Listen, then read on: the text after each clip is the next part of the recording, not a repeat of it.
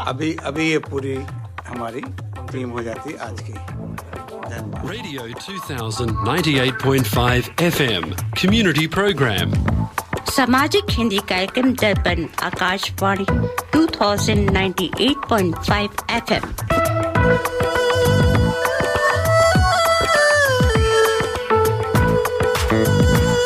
Welcome to the Hindi Show featuring news, interviews, music and community announcements. स्वागत है दर्पण हिंदी कार्यक्रम में। आप सुनेंगे समाचार, विचार, संगीत और सामाजिक सूचनाएं। Radio 2000 98.5 FM Multicultural Radio.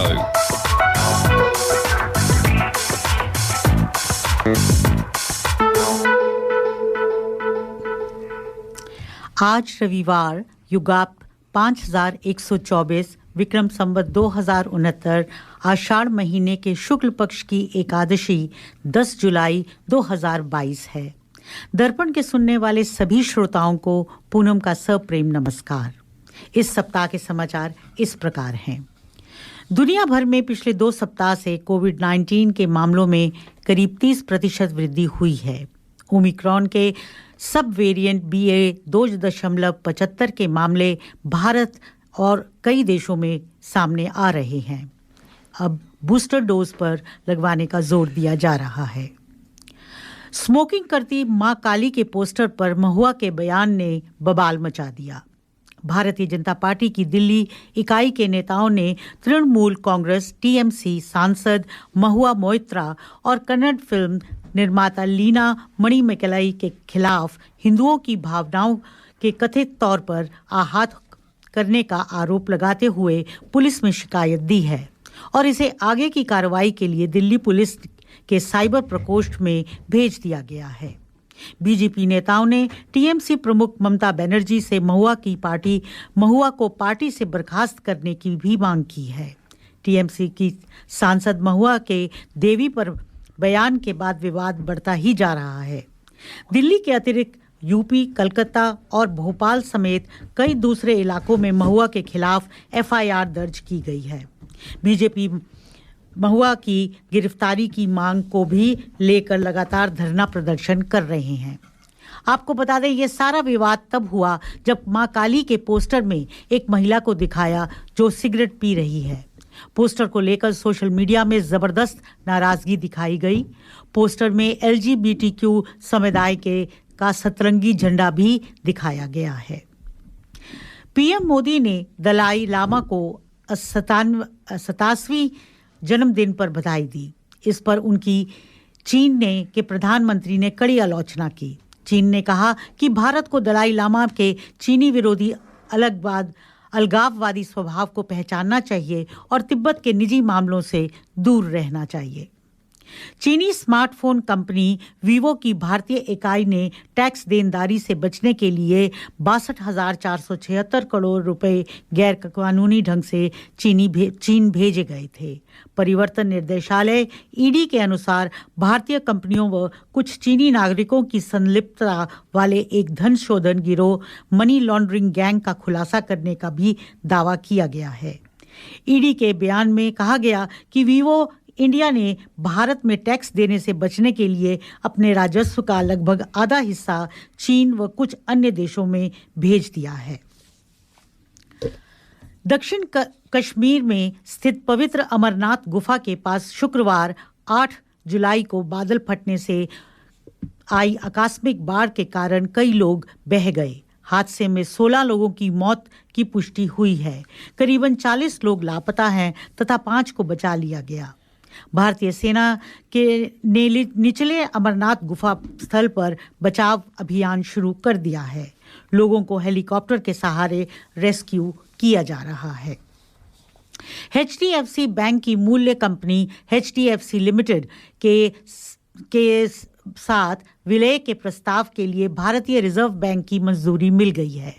Bank में कहा गया कि HDFC को RBI का पत्र मिला जिसमें RBI ने योजना के लिए अपनी अनापत्ति व्यक्त की है और इसके लिए कुछ शर्तों का उनमें उल्लेख भी हुआ है। 15 पूर्व न्यायाधीशों, 77 पूर्व नौकरशाहों और सशस्त्र बलों के 25 रिटायर्ड अधिकारियों ने सुप्रीम कोर्ट के 2 न्यायाधीशों की हाल ही में निलंबित भाजपा नेता नुपुर शर्मा के खिलाफ की गई टिप्पणियों की आलोचना की है। नुपुर शर्मा की पैगंबर मोहम्मद साहब पर टिप्पणी के बाद विरोध और एक राजनीतिक विवाद पैदा हो गया है। उपरोक्त लोगों का यह मानना है कि देश में जो भी कुछ हो रहा है उसके लिए नुपुर शर्मा जिम्मेदार हैं। नुपुर ने सुप्रीम कोर्ट में मांग की कि देश भर में उनके खिलाफ दर्ज सभी IFRO को साथ जोड़कर दिल्ली स्थानांतरित कर दिया जाए। याचिका में उन्होंने यह भी कहा कि उसे और उनके परिवार को सुरक्षा खतरों का सामना करना पड़ रहा है। यूपी के सीएम योगी आदित्यनाथ ने प्रदेश की कानून व्यवस्था को लेकर अधिकारियों के साथ बैठक की। इस दौरान आने वाले त्योहार को लेकर सीएम योगी ने कुछ सख्त निर्देश दिए। मुख्यमंत्री योगी ने कहा, मुस्लिम धर्म गुरु की ओर से घोषित 9 और 10 जुलाई को बकरीद है। इस दिन कुर्बानी सार्वजनिक स्थल पर नहीं हो, जो निर्देशित स्थल हो या जहां पर होता आया है वहीं पर हो। कुर्बानी विवादित जगहों पर नहीं होनी चाहिए। योगी ने कांवड़ यात्रा को लेकर भी सख्त निर्देश दिए। कहीं भी कांवड़ यात्रियों का जत्था और मुहर्रम का जुलूस आपस में न टकराए, इसके लिए पहले से रूट तैयार कर लिया गया। इस सारे आयोजन का मकसद था कि त्योहारों के दौरान माहौल खराब न हो। दक्षिण भारत के बीजेपी CCC फॉर्मूले पर काम कर रही है। कल्चरल राष्ट्रवाद पर जोर, करप्शन पर चोट और क्रेडिबिलिटी स्थापित करने का फॉर्मूला। दक्षिण भारत की 130 लोकसभा सीटों में से बीजेपी के पास अभी 30 सीटें हैं। कमजोर होती कांग्रेस के वोटर्स को अपनी ओर खींचने की कोशिश कर रही है। बीजेपी राजनीतिक जानकारों का मानना है कि उत्तर भारत के कई राज्यों में भाजपा पिछले 2 लोकसभा चुनावों में अपने चरम पर रही है। ऐसे में यदि 2024 के लोकसभा चुनाव में इन राज्यों को नुकसान होता है तो उसकी रणनीति इसकी भरपाई बहुत हद तक तय दक्षिण के राज्यों से करने की है। फिल्मी दुनिया की खबरें। एक्टर आमिर खान और करीना कपूर की फिल्म लाल सिंह चड्ढा रिलीज होने वाली है। यह फिल्म रक्षाबंधन के मौके पर 11 अगस्त को दिखाई जाएगी। यह फिल्म एक हॉलीवुड फिल्म का रीमेक है। 9 जुलाई को गुरुदत्त की 98वीं बर्थ एनिवर्सरी थी। इस मौके पर आर बाल्की ने अपनी फिल्म चुप रिवेंज ऑफ द आर्टिस्ट का टीजर तैयार किया है। यह फिल्म गुरुदत्त को समर्पित है। फिल्म में सनी देओल और पूजा भट्ट मुख्य भूमिकाओं में हैं। शादी, रिश्ते की उलझन, तलाक जैसे मुद्दों पर बॉलीवुड में कई फिल्में बनी हैं, मगर डायरेक्टर राज मेहता ने इस संवेदनशील विषय को कॉमेडी, इमोशनल और थोड़ा नाटकीय बनाकर इस ढंग से पेश किया कि उनकी फिल्म जुग जुग जियो हंसते खेलते कई मुश्किल सवालों के जवाब को दे देती है। फर्स्ट हाफ की तुलना में सेकेंड हाफ ज़्यादा मजबूत है। फिल्म के कॉस्ट्यूम और सेट की भव्यता काबिले तारीफ है। म्यूजिक की दृष्टि से नच पंजाबन गाना काफ़ी पॉपुलर हुआ है। अभिनय की दृष्टि से देखें तो अनिल कपूर ने मैदान मार लिया है। नीतू इस बात को साबित कर देती हैं कि इतने गैप के बाद भी वह एक्टिंग करने में सक्षम हैं। वरुण की कॉमिक टाइमिंग अच्छी है। कियारा भी अपने किरदार को मजबूती से निभा पाई है। तो कुल मिलाकर यह फिल्म एक अच्छी इमोशनल ड्रामा है जो परिवार के साथ देखी जा सकती है। खेल समाचारों में, इंग्लैंड के खिलाफ होने वाले दूसरे T20 मैच से पहले विराट कोहली ने अपने फैंस के लिए अपनी तैयारियों की कुछ झलकियां सोशल मीडिया पर पोस्ट की। T20 सीरीज के पहले मैच में वह टीम का हिस्सा नहीं थे, लेकिन शनिवार को एजबेस्टन में होने वाले मैच में वो खेले। भारत अगले 3 महीनों में 3 मैचों की एक दिवसीय श्रृंखला के लिए जिम्बाब्वे का दौरा करेगा और इस दौरे की आधिकारिक तौर पर तारीखों की घोषणा की जानी बाकी है। यह मैच ICC एक दिवसीय सुपर लीग का हिस्सा होंगे और इन्हें क्रमशः 18, 20 और 22 अगस्त को खेला जाएगा। जिम्बाब्वे के लिए यह श्रृंखला महत्वपूर्ण होगी क्योंकि इसके अंक अगले साल के एक दिवसीय विश्व कप के लिए क्वालिफिकेशन के लिए गिने जाएंगे। अगले कुछ महीने टीम इंडिया की तरफ से भरपूर क्रिकेट देखने को मिलेगा। दिल्ली सराफा बाजार बंद होने तक सोने का स्टैंडर्ड सोने का भाव 50,829 रुपए प्रति 10 ग्राम है। डॉलर की विनिमय दरें इस प्रकार हैं: अमेरिकन डॉलर 69 रुपए 29 पैसे, ऑजी डॉलर 54 रुपए 43 पैसे। तो श्रोताओं, इसी के साथ इस सप्ताह के समाचार समाप्त हुए। श्रोताओं नमस्कार, आप सुन रहे हैं दर्पण रेडियो हिंदी कार्यक्रम। यह कार्यक्रम आप हर रविवार 9 बजे से 11 बजे 98.5 FM पर सुनते हैं। श्रोताओं, हम लोग इस समय आज का विचार का सेगमेंट करते हैं, लेकिन आज मैं थोड़ा सा आपकी इजाज़त से एक छोटी सी कहानी पढ़ना चाहता हूं। मैंने सोचा कि इस समय काफ़ी हिंदू मुस्लिम और ये सब चल रहा है, तो उस सब्जेक्ट से हट के कुछ ऐसा किया जाए जो हिंदू मुस्लिम से परे है। तो एक कहानी का है मदद, जो कि आज मतलब बहुत ज़्यादा ज़रूरत है इस विश्व समुदाय में। एक समय मोची का काम करने वाले व्यक्ति को रात में भगवान ने सपना दिया और कहा कि कल सुबह मैं तुमसे मिलने तेरी दुकान पर आऊँगा। मोची की दुकान काफ़ी छोटी थी और उसकी आमदनी भी काफ़ी सीमित थी। खाना खाने के बर्तन भी थोड़े से थे। इसके बावजूद वो अपनी ज़िंदगी में खुश रहता था। एक सच्चा, ईमानदार और परोपकार करने वाला इंसान था, इसलिए ईश्वर ने उसकी परीक्षा लेने का निर्णय लिया।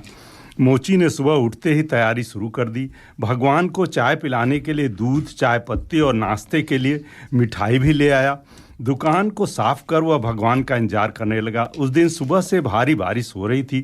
थोड़ी देर में उसने देखा कि एक सफाई करने वाली बारिश के पानी में भीगकर ठिठुर रही थी। मोची को उसके ऊपर बड़ी दया आई और भगवान के लिए लाए गए दूध से उसको चाय बनाकर पिलाई। दिन गुजरने लगा। दोपहर 12 बजे एक महिला बच्चे को लेकर आई और कहा, मेरा बच्चा भूखा है, इसलिए पीने के लिए दूध चाहिए। मोची ने सारा दूध उस बच्चे को पीने के लिए दे दिया। इस तरह से शाम के 4 बज गए। मोची दिन भर बड़ी बेसब्री से भगवान का इंतजार करता रहा।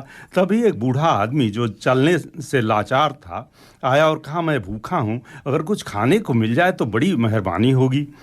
मोची ने उसकी बेहोशी को समझते हुए मिठाई उसको दे दी। इस तरह से दिन बीत गया और रात हो गई। रात होते ही मोची के सब्र का बांध टूट गया। वो भगवान को उलाहना देते हुए बोला, वाह रे भगवान, सुबह से रात कर दी मैंने तेरे इंतजार में, लेकिन तू वादा करके भी नहीं आया। क्या मैं गरीब ही तुझे बेवकूफ़ बनाने के लिए मिला था? तभी आकाशवाणी हुई और भगवान ने कहा, मैं आज तेरे पास एक बार नहीं 3 बार आया और तीनों बार तेरी सेवाओं से बहुत खुश हुआ और तू मेरी परीक्षा में भी पास हुआ है, क्योंकि तेरे मन में परोपकार और त्याग का भाव सामान्य मानव की सीमाओं से परे है। तो इसमें मतलब जो शिक्षा है, किसी भी मजबूर या ऐसा व्यक्ति जिसकी आपकी मदद की ज़रूरत है, उसकी मदद ज़रूर करना चाहिए, क्योंकि शास्त्रों कहा गया है कि नर सेवा ही नारायण सेवा है और मदद की उम्मीद रखने वाले ज़रूरतमंद और लाचार लोग धरती पर भगवान की तरह ही होते हैं, जिनकी सेवा से सुकून के साथ एक अलग संतुष्टि का एहसास होता है। क्या बात है दुबे जी, बड़ा अच्छा आपने कहानी सुनाई है। और ये जो मौसम है उसमें काफ़ी लोग बरसात में भीग रहे होंगे, तो आज हमारे साथ हमारे मेहमान है, वो हमारे लिए कॉफ़ी लेके आए हैं। Well done. तो हम आप लोगों को कॉफ़ी के लिए ले जाना चाह रहे थे। जी, हम कॉफ़ी से चीयर्स करेंगे। कॉफ़ी। तो श्रोताओं, प्रोग्राम को आगे बढ़ाते हैं और एक भजन सुनते हैं।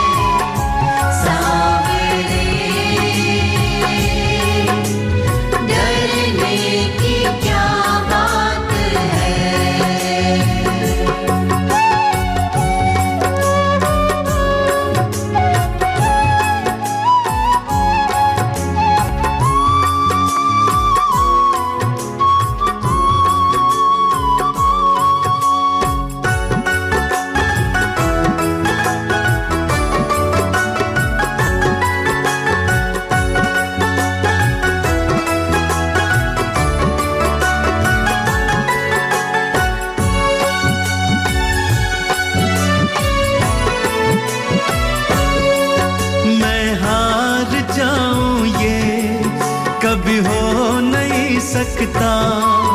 मैं हार जाऊं ये कभी हो नहीं सकता। बेटा अगर दुख में पिता सो नहीं सकता। बेटा अगर दुख में पिता सो नहीं सकता। बेटे की हार तुम्हें स्वीकार नहीं होगी। बेटे की हार तुम्हें स्वीकार नहीं होगी। पूरा है भरोसा मेरी हार नहीं होगी। पूरा है भरोसा मेरी हार नहीं होगी। सांवरे जब तू मेरे साथ है। सांवरे डरने की क्या बात है। सांवरे जब तू मेरे साथ है। Sanwer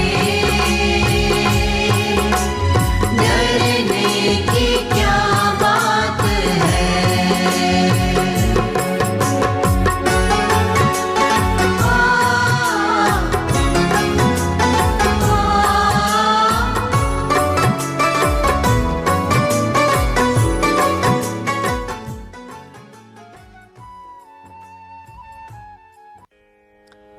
In Australia, if you are looking for a trusted banking partner who can connect you with your dear ones in India, then reach out to State Bank of India in Australia. Visit our website www.sbisyd.com.au for more details on products and services. State Bank of India Sydney is a proud sponsor of Darpan Radio. श्रोताओं, दर्पण radio programme में आपका अपना स्वागत है। कल यानी कि 9 जुलाई को गुरुदत्त जी का जन्म दिवस था। आज हमारे डॉक्टर अजय जी ने इसके ऊपर एक रूपरेखा तैयार करी है। डॉक्टर साहब, आप क्या लेके आए हैं हमारे श्रोताओं के लिए? गुप्ता जी, पूनम जी और राम जी, आपसे यदि कहा जाए कि वसंत कुमार शिवशंकर पाडुकोने ने किसी प्रख्यात व्यक्ति का असली नाम था तो आप शायद सिर खुजाने लगेंगे। यदि आपसे कहा जाए कि ये व्यक्ति फिल्म निर्माता, निर्देशक, कथाकार और अभिनेता भी था तो आप सोचेंगे कि एक ही व्यक्ति इतना सब कुछ कैसे कर सकता है। और यदि आपसे कहा जाए कि इस व्यक्ति ने जिन फिल्मों का निर्देशन किया है उनके नाम है प्यासा, कागज़ के फूल, चौदहवीं का चांद, साहब बीवी गुलाम, बाजी, आर पार, तब आपका माथा ठनकेगा, अरे ये तो गुरुदत्त हैं। तो 9 जुलाई 1925 को कारवार, कर्नाटक में उनका जन्म हुआ। अच्छा, तो अगर आज होते तो वो 97 साल के होते कल। तो 2 वर्ष की आयु में इनके साथ एक हादसा हो गया और किसी पंडित के नाम से कहने पर इनका नाम बदलकर गुरुदत्त रख दिया गया। और हुआ यह कि इनका पिता का ट्रांसफ़र हो गया, ट्रांसफ़र नहीं, नौकरी लगी भवानीपुर बंगाल में। तो सारा परिवार बंगाल चला गया और यहीं इनकी परवरिश हुई। वहाँ रहकर इन्होंने धारा प्रवाह बंगाली सीख ली और तो और नाम के साथ दत्त लगा था, तो इस कारण लोग समझते थे कि ये तो बंगाली ही है। अच्छा, ऐसे हुआ। थे कर्नाटक से। थे कर्नाटक। हाँ, तो ये नृत्य में इनको बहुत रुचि थी। तो 16 वर्ष की आयु में 1942 में ये इन्होंने रविशंकर के भाई थे उदय शंकर, वो एक डांस का स्कूल चलाते थे अल्मोड़ा में। तो वहाँ पे जाके इन्होंने एक कोर्स में एडमिशन ले लिया, पर कोर्स पूरा किए बिना ही वो 3 साल का कोर्स था, 2 साल में कलकत्ता वापस आ गए। और उन्होंने सोचा चलो ठीक है नौकरी कर लेते हैं। तो कलकत्ता में एक टेलीफोन ऑपरेटर के तौर पे इन्होंने नौकरी करी। 30 रुपया महीना इनकी तनख्वाह थी, पर उसमें भी मन नहीं लगा कि उनका क्रिएटिव थोड़ा सा माइंड था। तो इस बीच में क्या हुआ कि इनके पिताजी का ट्रांसफ़र बम्बई हो गया और सारा परिवार कलकत्ता से बम्बई चला गया। और यहाँ उनको प्रभात फिल्म कंपनी में एक नौकरी मिली असिस्टेंट डायरेक्टर के तौर पर। और फिर यहाँ पे इनका परिचय हुआ बड़ी हस्तियों से, जिनमें देवानंद भी शामिल थे। ओह, हाँ, और 1946 में एक फिल्म बनी जिसका नाम था हम एक हैं, और इसमें गुरुदत्त को डांस कोरियोग्राफर के तौर पर काम मिला। क्या बात है। हाँ, और ये फिल्म अभिनेता के तौर पर देवानंद की पहली फिल्म थी। फिल्म का नाम था हम एक हैं। 1951 स्ट्रगल नहीं करना पड़ा इनको। हाँ, 1951 में ये बनी। देखिए ना क्या थे और कहाँ पहुँच गए। तो अब सही जगह बम्बई में आ गए, तो लोगों से जब प्रतिभा होती है तो सब कहते हैं ना कि सब कुछ एक ही जगह पे एक ही टाइम पे होना इकट्ठा हो चाहिए। जाए। तब सही बात सक्सेस है। की जब स्टोरी सारी चीजें मिल जाती हैं तो आपका लक्ष्य पूरा होता है। तो 1951 में एक फिल्म बनी थी जिसका नाम था बाजी, और गुरुदत्त ने इसका निर्देशन किया, और निर्देशन का काम इनको सौंपा गया देवानंद के द्वारा। देवानंद बना रहे थे फिल्म वो, और इस जोड़ी ने 1952 में फिल्म जाल भी बनाई, और दोनों ही फिल्में बड़ी सुपरहिट हुई। नाम सुना होगा आपने। पूनम जी, आपको तो बड़ी ज्ञान है फिल्मों के बारे में। सही कह रहे हैं। अच्छा, इसके बाद में तो हिट फिल्मों का फिर सिलसिला ही चलता रहा। तो जैसे Aar Paar, Mr and Mrs 55, CID, सैलाब, और फिर 1957 में बनी प्यासा। प्यासा फिल्म से गुरुदत्त का नाम हमेशा ही जुड़ा रहेगा। टाइम मैगजीन के अनुसार प्यासा पूरे विश्व में अब तक की बनी 100 सबसे बेहतरीन फिल्मों में से एक है। अच्छा, हाँ, ये ऑफिशियली है। तो उन्होंने जितने भी डायरेक्टर्स थे पूरे दुनिया बड़े बड़े उनसे बोला कि जो आप अपने नॉमिनेट करिए, और इसमें सेलेक्ट किया, तो फिर भारत से एक फिल्म निकल के आई प्यासा। वो भी एक all time hits. All time hits नहीं, मतलब ऑल टाइम बेस्ट मूवीज। समझ गया हिट तो। अच्छा, फिर हुआ कि 1959 में गुरुदत्त ने बनाई फिल्म कागज के फूल, जो कहते हैं कि इनकी ही जीवनी पे आधारित थी। अच्छा, और ये सिनेमा स्कोप में बनी।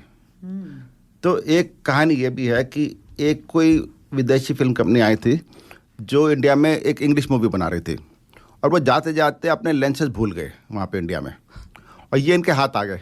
बोले मैं इनको यूज़ करूँगा, तो उन्होंने उन एन लेंस को लेकर के इंडिया की पहली सिनेमा स्कोप बनवाई, कागज के फूल। अच्छा, हाँ, तो डॉक्टर साहब एक काम करा जाए, एक आपको प्यासा फिल्म का गाना भी अगर सुनवा दिया जाए श्रोताओं को। और क्या, बड़ी अच्छी बात है। बहुत जानकारी तो काफ़ी है, तो प्रोग्राम के दौरान हम बातें भी करते रहेंगे और गुरुदत्त जी के गाने भी सुनते।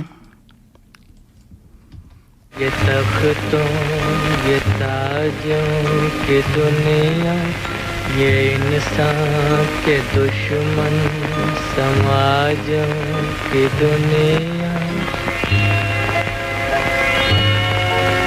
ये महलों ये तख्तों ये ताजों की दुनिया, ये इंसान के दुश्मन समाजों की दुनिया, ये दौलत के भूखे रवाजों की दुनिया, ये दुनिया अगर मिल भी जाए तो क्या है, ये दुनिया अगर मिल भी जाए तो क्या है।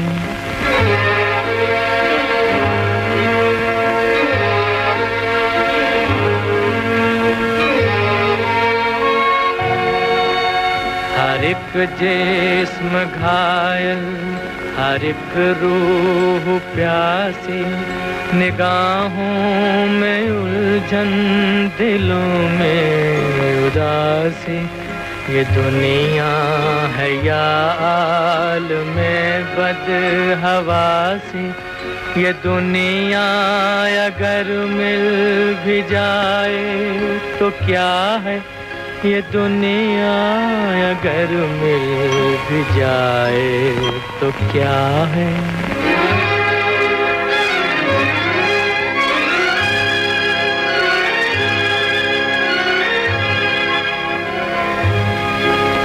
यहाँ एक खिलौना है इंसान की हस्ती, ये बसती है मुर्दा परस्तों की बसती, यहाँ पर तो जीवन से है मौत सस्ती, ये दुनिया अगर मिल भी जाए तो क्या है, ये दुनिया अगर मिल भी जाए तो क्या है।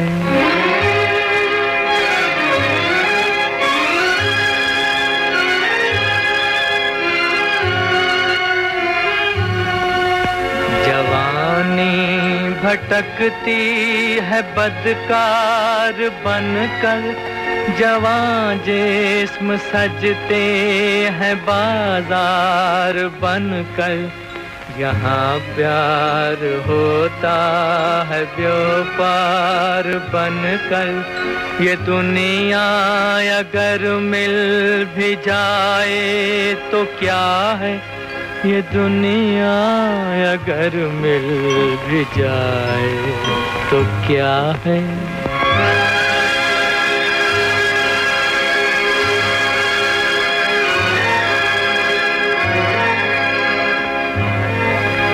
ये दुनिया जहाँ आदमी कुछ नहीं है, वफा कुछ नहीं, दोस्ती कुछ नहीं है।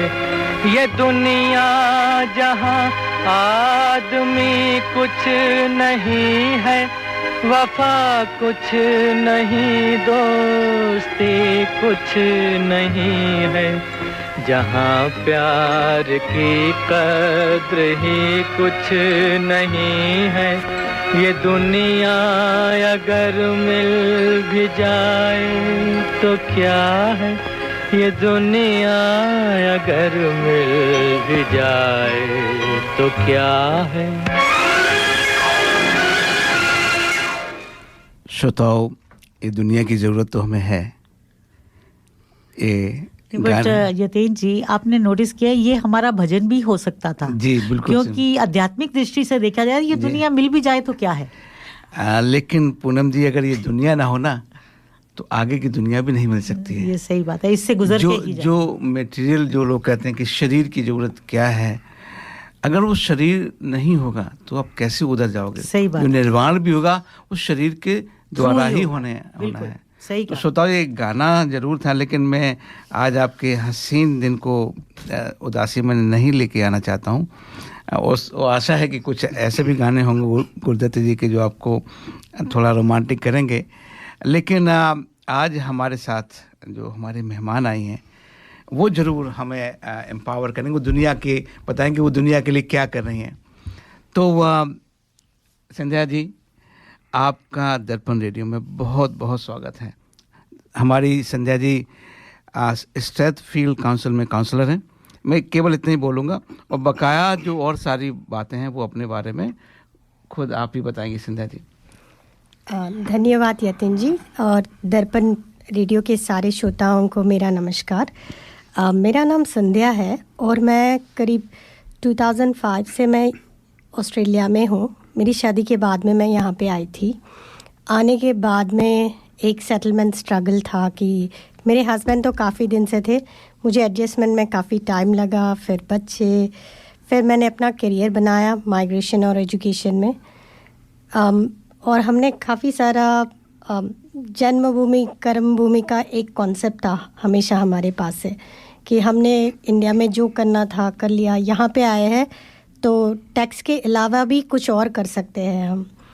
तो उस कॉन्सेप्ट में मैं SES में हम लोग ज्वाइन हुए, मैं और मेरे हस्बैंड दोनों ने। फिर हम लोग SES स्टेट इमरजेंसी सर्विसेज। जी, अरे वाह। तो पिछले 8 साल से हम वॉलंटियर्स हैं और अभी भी है। और फिर हमने हमारे बच्चों को इन्वॉल्व किया सोशल सर्विस में। ये तो हम लोग, मैं सच ईमानदारी से बोलता हूँ कि हम उनकी प्रशंसा बहुत करते हैं, SES इतना काम करते हैं। लेकिन अभी तक मैंने कोई देखा न था कि किसी ने पार्टिसिपेट करा हो SES में भारतीय समुदाय में। काफ़ी कम लोग होते हैं। अच्छा, ये तो बड़ी, इसको तो आप कैसे, अगर कोई जाना चाहे SES में, सॉरी एक क्वेश्चन उठा के मैंने, तो कैसे जा सकता है SES में वो? पहले तो हमें डायरेक्ट यूनिट जाना पड़ता था। आपके हर लोकल एरिया में लोकल यूनिट्स होते हैं। अच्छा। तो आप पहले ऑनलाइन एक आध फॉर्म है SES के वेबसाइट में, आप वो फॉर्म कर लो, फिर अपने लोकल यूनिट में जाओगे, फिर आपका इंट्रोडक्शन सब कुछ होगा, वहीं से ट्रेनिंग होगा। हमने काफ़ी सारे कोर्सेज किए हैं जो हमने पहले कभी नहीं किए थे। जी बिल्कुल सही बात है, क्योंकि उसमें आपको अपनी भी जान की देखभाल करनी है और औरों की भी करनी है। अब मैं तो कहूँगा कि अभी आज से फिर शुरुआत हो गई, भगवान की मेहरबानी, और कब तक ये चलेगी मालूम नहीं। तो SES वालों की बड़ी ज़रूरत पड़ेगी। हाँ। तो और जो कितनी जल्दी आपके पास पहुंच जाते हैं सब काम करने के लिए, बड़ी उसकी बात है। हाँ। आपके रिश्तेदार भी तब तक नहीं पहुंच पाते हैं जब तक वो आ जाते हैं।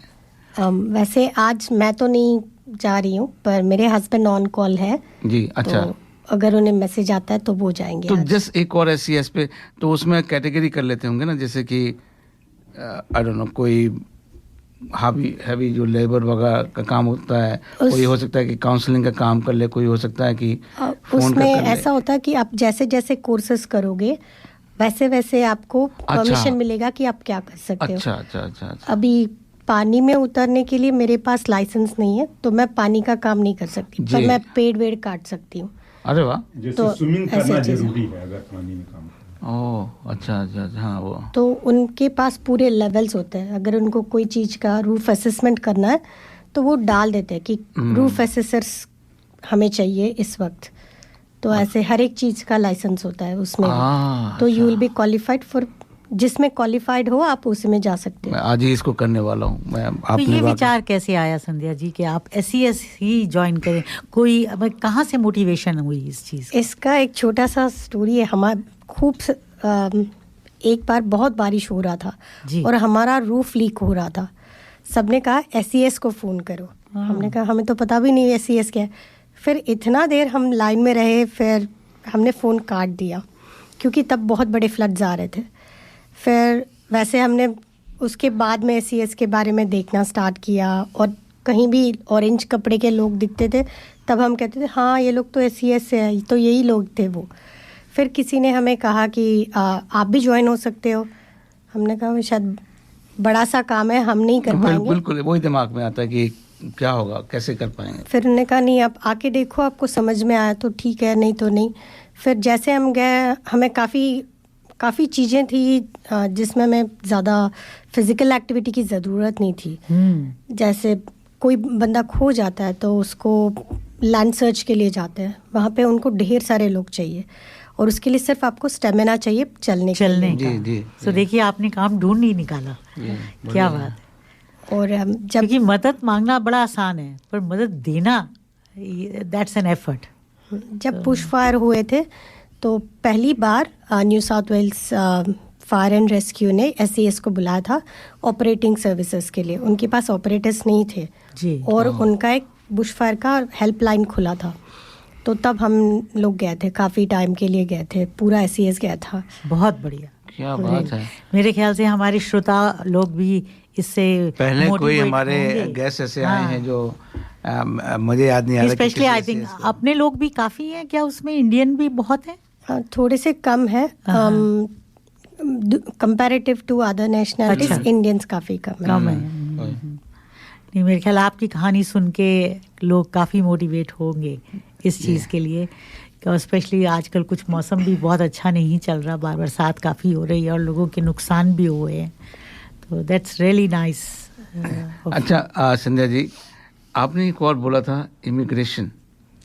हाँ, वो भी थोड़ा सा मुझे ऐसा लग रहा है कि क्या करती हैं आप इमिग्रेशन में? मैं रजिस्टर्ड माइग्रेशन एजेंट हूँ। मेरे पास लाइसेंस है, तो मैं किसी का भी वीज़ा डाल सकती हूँ।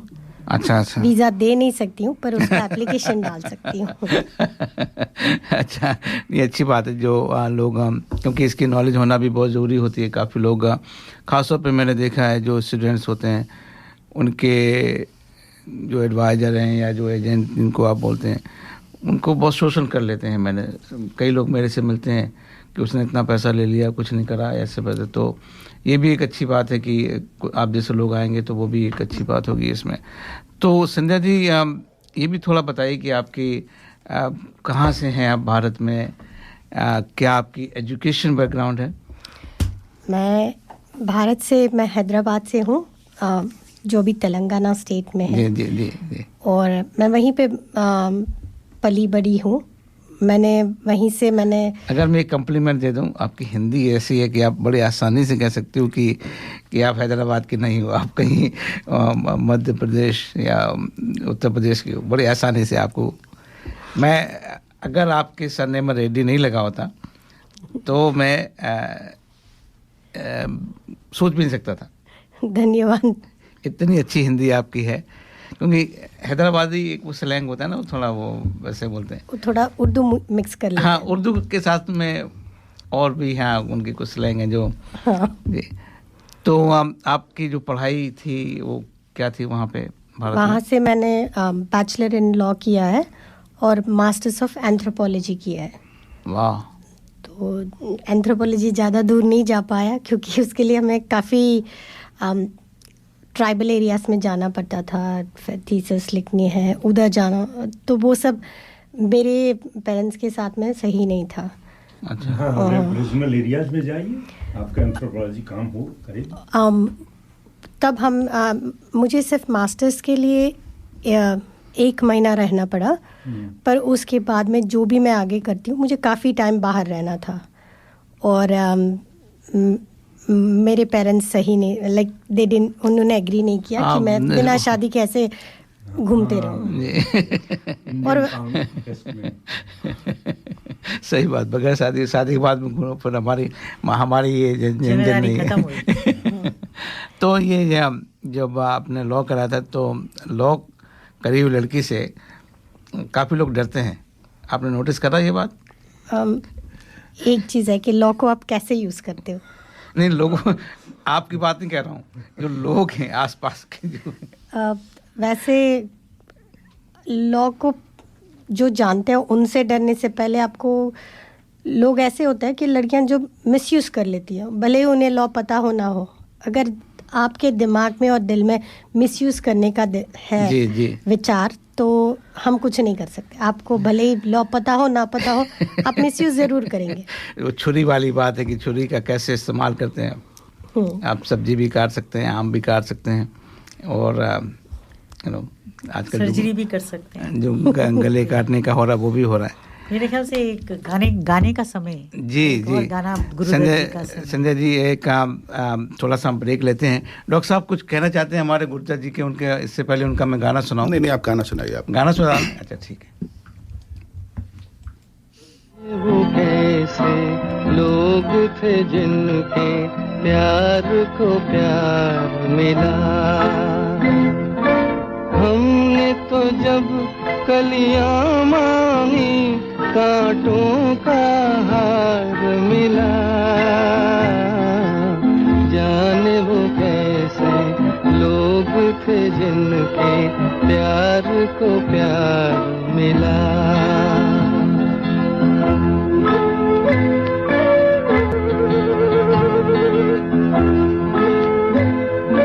खुशियों की मंजिल ढूंढी तो गम की गर्द मिली,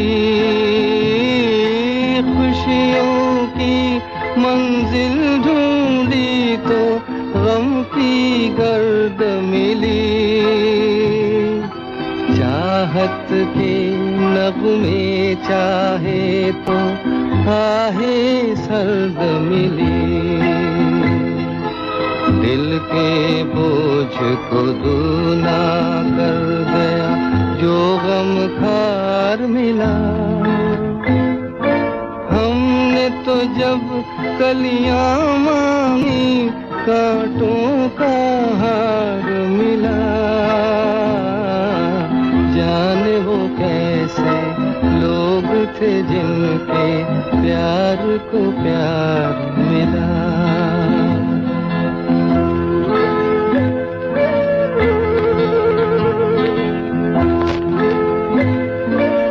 बिछड़ गया, बिछड़ गया,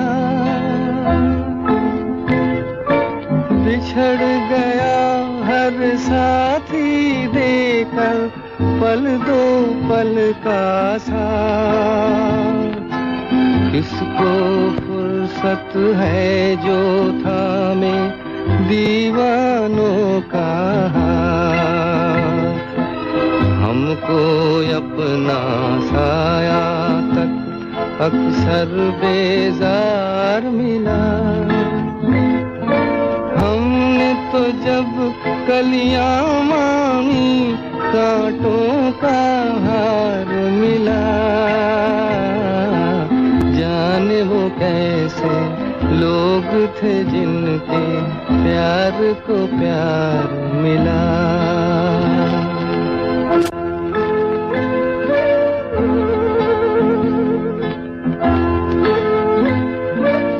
श्रोताओं, अजय जी से फिर से बात करते हैं गुरुदत्त की।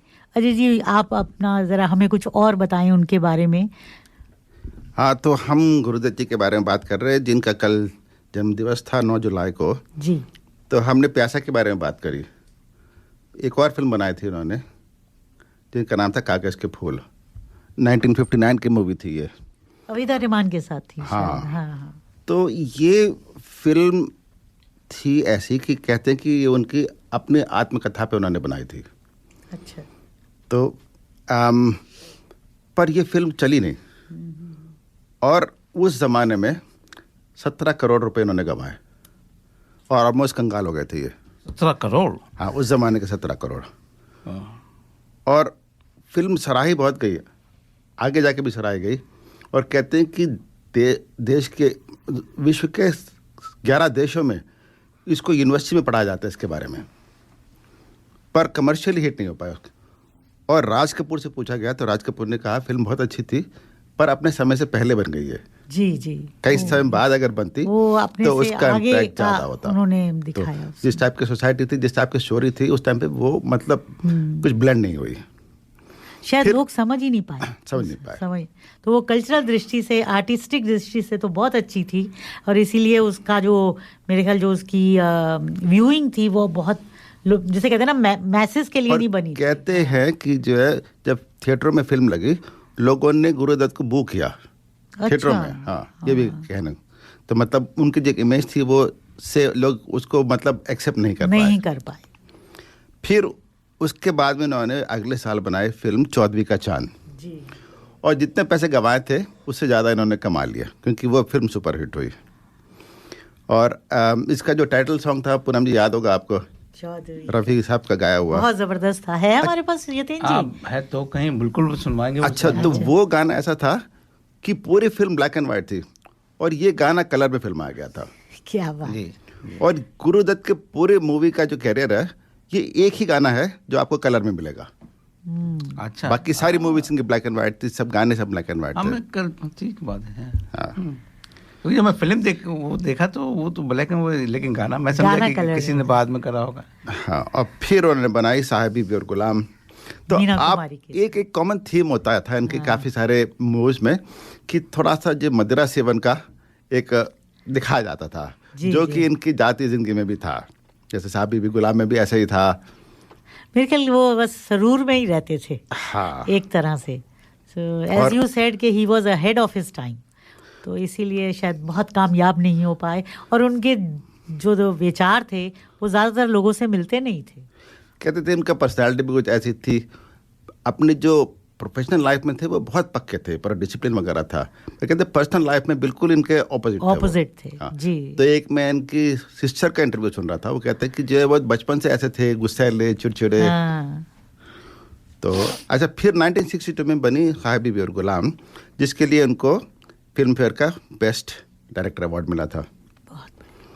और एक चीज़ इनकी यूनिक थी कि अपनी एक अनूठी कला थी इनकी, और उसको उन्होंने व्यावसायिक रूप से जोड़ा। और बहुत कम लोग ऐसे होते हैं जो अपना मतलब कमर्शियल और जो मतलब क्रिएटिविटी है, दोनों को ब्लेंड करके दोनों में सक्सेसफुल हो। तो कागज़ के फूल के अलावा इनकी सारी पिक्चरें हिट हुई, वो एक ही फ्लॉप थी। मतलब उसमें भी जो कहा जा सकता है कि जो गाने तो मतलब भी बहुत मशहूर हुई पिक्चर। तो मेरे ख्याल उसी फिल्म का गाना था, भंवरा बड़ा नादान है, क्या किसका था वो? शायद हाँ, उसी का। गाने हमेशा इनके बहुत जोरदार होते थे। हाँ, तो गानों के बारे में बात की जाए तो इनके ज़्यादातर गाने जो है साहिर ने लिखे थे, साहिर लुधियानवी ने। ओके। और इनकी पूरी टीम थे, वही टीम का यूज़ करते थे वो। और इनके ज़्यादातर गानों का म्यूजिक दिया था सचिन देव बर्मन ने। राइट, वो दोनों ही टॉप के रहे हैं। तो थोड़ा सा एक इनकी निजी जीवन पे एक थोड़ा सा डालते हैं प्रकाश, कि इनका विवाह हुआ गीता रॉय चौधरी से, जो आगे चल के गीता दत्त बनी। तो 1953 में बाजी फिल्म की शूटिंग के दौरान इनकी मुलाकात हुई थी जी। और वहीं से सिलसिला चला, तो इन्होंने मतलब शादी करी। वो पार्श्व गायिका थी और इनके 3 बच्चे हुए, अरुण, तरुण और नीना। और कहते हैं कि जो 2 लड़के थे, अरुण और तरुण, दोनों की जो मृत्यु हुई एक सुसाइड से हुई, अच्छा। और एक अल्कोहलिज्म से हुई। तो मतलब फैमिली में फैमिली में मतलब इनका रहा है सब कुछ सिलसिला। और ये मतलब गीता दत्त और गुरु दत्त दोनों को ही अल्कोहल का थोड़ा सा थी प्रॉब्लम, और फिर बाद में जाकर के दोनों की शादी में भी काफ़ी उथल पुथल रही, अलग रहने लगे जी। और 10 अक्टूबर 1964 को इनका निधन हो गया। अपने ही घर में, जहाँ वो अकेले रहते थे, तो वो मतलब पाए गए। और सबसे पहले शायद देवानंद इनके घर गए थे। तो उन्होंने देखा उसको कि जो वहाँ पे कुछ पड़ी थी, शराब पड़ी थी और सब, और अटकलें लगाई जाती थी कि शायद ये आत्महत्या थी। पर वो जिंदगी से कुछ ना खुश से थे। पर उनके जो पुत्र हैं उनके अनुसार वो नींद की गोलियां लेते थे और अल्कोहल दोनों लेते थे, और उस रात को दोनों की ओवरडोज हो गई, ये उनके पुत्र का कहना है। जी जी। और अफसोस की बात यह है कि जो 39 वर्ष की अल्प आयु में इस महान अभिनेता और निर्देशक का दुनिया से जुदा होकर चले गए। और प्यासा जैसी बेहतरीन फिल्म बनाने वाला व्यक्ति इस दुनिया को प्यासा छोड़ गया। बहुत बड़ी क्या बात है डॉक्टर साहब। लेकिन एक बात ज़रूर है कि जो लोग अब जैसे आज की डेट पे डिप्रेशन और 4 बातों की, मैं इसको उसके साथ में समहाउ लिंक करना चाहता हूँ। पिछले सप्ताह हमारे कार्यक्रम में जिन श्रोताओं ने सुना होगा, एक हमारे बच्चन शर्मा जी का, उनका वैसे कल फ्यूनरल भी है 1 बजे। और एक ऐसी चीज़ हो जाती है जीवन में कभी कभी कि आज की डेट पे जो सपोर्ट अगर मिल जाए तो उन सब चीज़ों से निकला जा सकता है। शराब और ये सब जो है ना से आज की डेट पे कम से कम ये है। पहले तो लोग उसको अलग तरीके से लेते थे कि लोग शेयर भी नहीं करते थे। या वो एक जिसे कहते हैं ना, एक गलत भद्दी बात मानी जाती है किसी से शेयर करना। किसी से बात करें तो अच्छा तुम तो ये हो, जबकि जैसे और बीमारियां हैं ऐसे ही ये मानसिक रोग है। That's all. पर लोग नहीं शेयर करते। तो बस ये बात कर रहा हूँ, जैसे कि आप फिल्म इंडस्ट्री में देखें, खासतौर पर इंडियन फिल्म इंडस्ट्री में डिप्रेशन और अल्कोहलिज्म काफ़ी कॉमन थीम रहा है। नहीं, क्योंकि फेम गेम है ना, जो ये जो ऊपर चढ़ना और फिर नीचे गिरना, ये कई लोग नहीं हैंडल कर पाते। जी जी। और इनकी ज़िंदगी में तो ऐसे रहा है, ये करना बहुत कुछ चाहते थे बट इनको वो एटमॉस्फेयर, वो सपोर्ट नहीं मिला। तो मेरे ख्याल से तभी शायद अल्कोहलिज्म। लेकिन एक बात कहने के बाद फिर गाने पे आते हैं। जी जी। कि अगर दुख ना हो तो सुख का फिर मजा क्या है। जैसे मीना कुमारी जी थी, उनके बारे में कहा जाता है कि उनको बड़ी अल्कोहल की होती। संजय जी, आप कुछ कहना चाहती हैं इस बारे में? आप SES में भी हैं, कई लोगों से आपकी मुलाकात होती होगी कुछ। हमारी सोसाइटी में लड़कियों को रोने के लिए सही माना जाता है, लाइक एक्सेप्टेबल है। जब आदमी के लिए नहीं कहता कि तुम हमेशा स्ट्रांग रहा करो, पर ऐसा होता नहीं है। वो भी एक पहलू है, सही। और इसका एक और पहलू ये है कि आप जब शेयर करते हो तो हर कोई मदद करना चाहता है और लाइक आपका पार्टनर बनना चाहता है। लाइक इट्स ओके कहता है, पर वो आप ही के पीछे जाके बोलेगा नहीं उसका तो दिमाग खराब है। चलिए एक अच्छा सा गाना सुनवाते हैं आपको।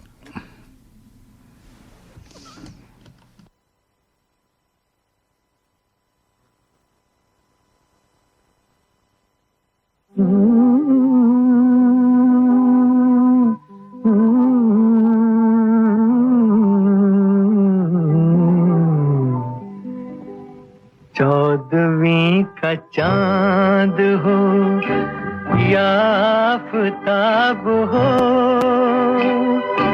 जो भी हो तुम खुदा की कसम लाजवाब हो।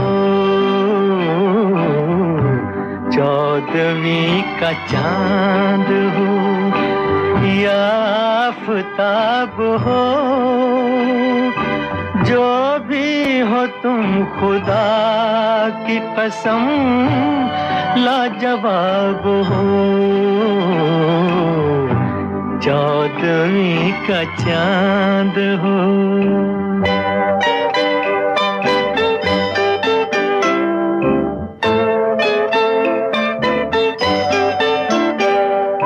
जुल्फे हैं जैसे कांधों पे बादल झुके हुए, आंखें हैं जैसे मैं के प्याले भरे हुए, मस्ती है जिसमें प्यार की तुम वो शराब हो। चौदहवीं का चांद हो।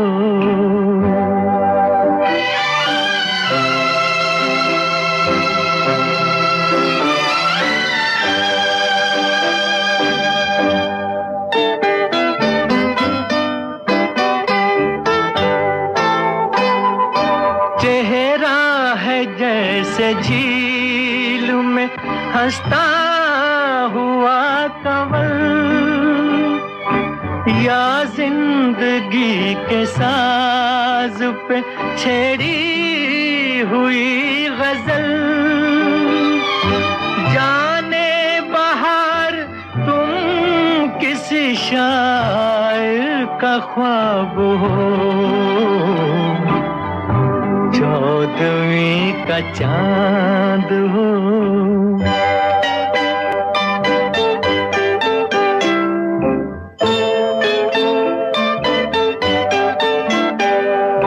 होंठों पे खेलती है तबस्सुम की बिजलियां,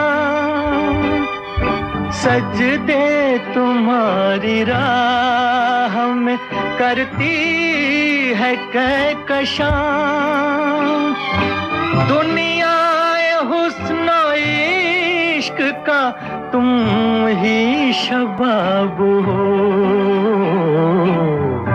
चौदहवीं का चांद हो या आफताब हो।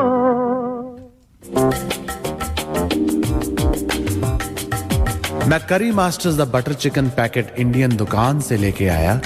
ना मैं लहसुन, ना प्याज, ना अदरक, ना कोई मिर्च मसाला पाया। मैंने जब बनाकर अपनी पत्नी को खिलाया, उसने मुझे पति से पति देव बनाया और करी मास्टर्स के बारे में सारे शहर को बताया। जय हो करी मास्टर्स।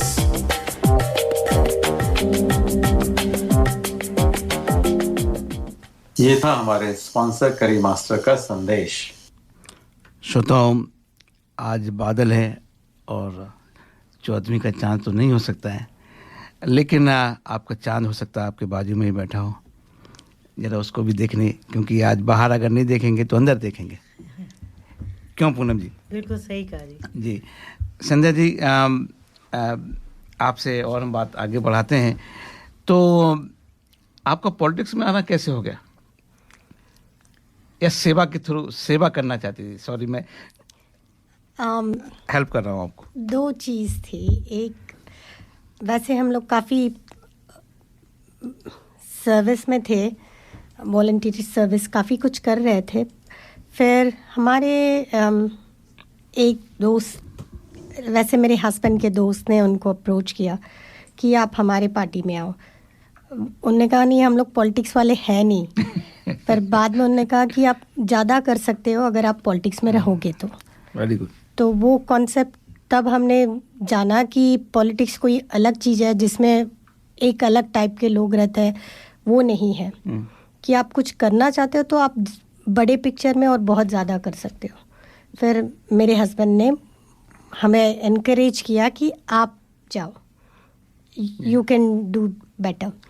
फिर हमने इलेक्शंस में आए, then I became a councillor. जी श्रोताओं, मैं जब सेरेमनी हो रही थी, ओथ सेरेमनी, तो उसमें था, जब मैंने देखा कि एक, मैं संध्या जी को जानता नहीं था, तो देखा कि गीता अपने साथ में लेके और वो गीता में ओथ ली। मैंने इमीडिएटली उसका वीडियो भी बनाया था, मैंने आपको भेजा भी था। तो मुझे ये लगा कि आप एक अलग हैं और जो साहस करती हैं कि अपने आप को आगे लाने के लिए, ना कि केवल कॉपी कैट बनने के लिए। ये मैंने उस दिन एहसास करा। जी, अभी हमारे को 2 ऑप्शन दिए गए थे, या तो फिर आप बाय गॉड ओथ करोगे या फिर ऐसे ही। फिर हमने कहा हम बाय गॉड करेंगे क्योंकि हम भगवान में विश्वास करते हैं। फिर उन्होंने कहा हमारे पास सिर्फ बाइबल है। हमने कहा हमें बाइबल से प्रॉब्लम नहीं है, पर हम जिसको हम मानते हैं हम उसके साथ में ओथ लेना चाहते हैं। फिर काउंसिल ने कहा हमारे पास तो है नहीं, आपको खुद का गीता लाना पड़ेगा। हमने कहा कोई प्रॉब्लम नहीं, हम खुद का ले आएंगे।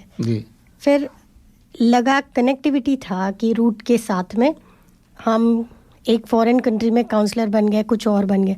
हम किसी और के रंग में नहीं ढलना चाहते थे, हम सही काम करना चाहते थे, पर अपने रूट्स के साथ में बंधे हुए रह के। जी, तो किसी ने अपोज नहीं करा? जैसे आपने जब कहा होगा कि मैं गीता लेके आऊँगी और मैं ऐसे करूँगी, किसी ने कुछ किसी ने अपोज तो नहीं किया, पर हमें पता लग जाता है। जैसे मेरे हाथ में हमेशा कलावा बांधा हुआ था जी, तो लोग कहते हैं कि ये तुमने मॉडर्न ड्रेस पहन रखा है पर कलावा बांध रखा है, तो क्या तुम इसको उतार के फिर पहन सकती हो? हमने कहा नहीं, ये हमारी सेफ्टी के लिए बनाया गया है, तो ये रहेगा।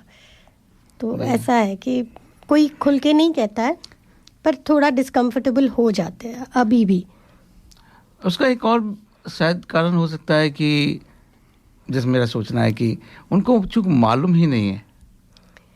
एक चीज़ मालूम नहीं है और एक चीज़ आप गवार हो, वो टाइप का भी थोड़ा काफ़ी सारा है। Really? आप when you are in Rome become a Roman ऐसे करके, तो आप यहाँ पर आके भी ये सब क्या कर रहे हो, पर यहाँ पे आए इंसान बने तो काफ़ी कुछ हमारा रूट से जुड़ा होता है। जी जी, तो आप रूट्स को नहीं छोड़ सकते। जी जी, मेरे ख्याल कुछ इंक्विजिटिवनेस भी होती है।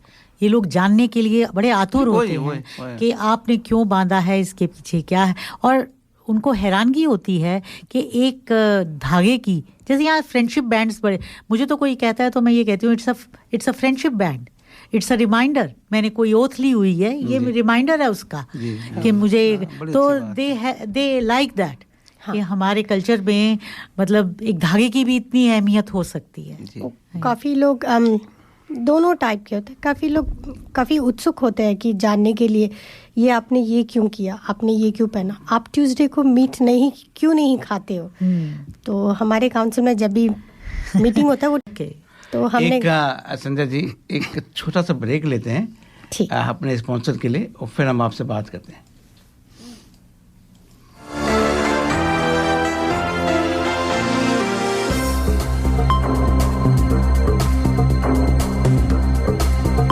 कोरोना वायरस से जुड़ी ताजा खबरों में आपका स्वागत है। NEMBC मीडिया द्वारा निर्मित मैं हूं आशिमा कुमार। यह खबर आपके लिए राष्ट्रीय जातीय और बहु सांस्कृतिक प्रसारक परिषद द्वारा लाई गई है। 30 से अधिक ऑस्ट्रेलिया अब चौथे कोविड-19 बूस्टर तक पहुंच सकते हैं। 30 से अधिक ऑस्ट्रेलिया लोग 11 जुलाई से चौथे कोविड-19 वैक्सीन के लिए पात्र होंगे। बूस्टर पाने वालों की संख्या फरवरी के बाद कम हो गई है। केवल 70.5% लोग आबादी के पास 3 या अधिक खुराक हैं। Australian technical advisory group on immunisation ATAGI 50 से अधिक उम्र वालों के लिए चौथे बूस्टर शॉट की जोरदार सिफारिश करते हैं। संघ के स्वास्थ्य मंत्री मार्क बटलर ने कहा कि 65 वर्ष से अधिक आयु के 40% लोगों को भी अपना चौथा बढ़ावा नहीं मिला है। बटलर ने कहा कोविड बूस्टर के अलावा मास्क के बढ़ते उपयोग कोविड-19 वाले लोगों के लिए एंटीवायरल उपचार के उपयोग से वायरस के संचरण के प्रभाव को कम करने में मदद मिलेगी। कोविड-19 वेरिएंट सेंट्रोस जल्द आ सकता है ऑस्ट्रेलिया। एक नया कोविड-19 सब वेरिएंट BA.2.75 कथित तौर पर ऑस्ट्रेलिया में प्रवेश कर गया है और देश में बढ़ते मामलों को जोड़ सकता है। नए अत्यधिक संक्रामक ओमिक्रॉन सब वेरिएंट, जिसे अनौपचारिक रूप से सेंट्रोस कहा जाता है, में कथित तौर पर नए उत्परिवर्तन होते हैं जो इसे टीकाकरण या पिछले संक्रमण से एंटीबॉडी से बचने में मदद करेंगे। डेक्कन विश्वविद्यालय में महामारी विज्ञान के अध्यक्ष प्रोफेसर कैथरीन बेनेट ने कहा कि इस संख्या अब सब वेरिएंट की गंभीरता को निर्धारित करने के लिए सबसे अच्छा उपाय नहीं होगी, लेकिन मृत्यु दर इसे और अधिक सटीक रूप से समझने में मदद करेगी। प्रोफेसर बेनेट ने कहा कि हालांकि नया सेंट्रॉन सब वेरिएंट पूरे ऑस्ट्रेलिया में केस संख्या में वृद्धि का कारण बन सकता है, लेकिन यह कोविड-19 के ओमिक्रॉन संस्करण के सामने मामलों में एक और बड़े पैमाने पर लहर का संकेत नहीं दे सकता है। टीका ऑस्ट्रेलिया 10,000 कोविड से संबंधित मौतों तक पहुंचता है। ऑस्ट्रेलिया में कोविड-19 से मरने वालों की संख्या अब महामारी की शुरुआत के बाद अब तक 10,000 मौतों को पार कर गई है। कोविड-19 के कारण वर्तमान में मरने वालों की संख्या ऑस्ट्रेलिया के प्रतिदिन 50 मौतें हैं। ऑस्ट्रेलिया में प्रति व्यक्ति दैनिक मृत्यु दर यूके और कनाडा दोनों के बराबर है। प्रति जनसंख्या मृत्यु के मामले में ऑस्ट्रेलिया अब 16वां सर्वोच्च रैंकिंग वाला देश है। मेलबर्न में डेक्कन विश्वविद्यालय में महामारी विज्ञानी प्रोफेसर कैथरीन बेनेट ने कहा कि मामलों और मौतों में वृद्धि गंभीर रूप की बढ़ती संख्या के कारण विशेष रूप से BA.5 ओमिक्रॉन संस्करण है। न्यू साउथ वेल्स और विक्टोरिया में ऑस्ट्रेलिया में कोविड-19 के कारण सबसे अधिक मौतें हुई हैं। मैं हूं आशिमा कुमार। अधिक खबरों के लिए कृपया अगली बार हमसे जुड़े और सुरक्षित रहें।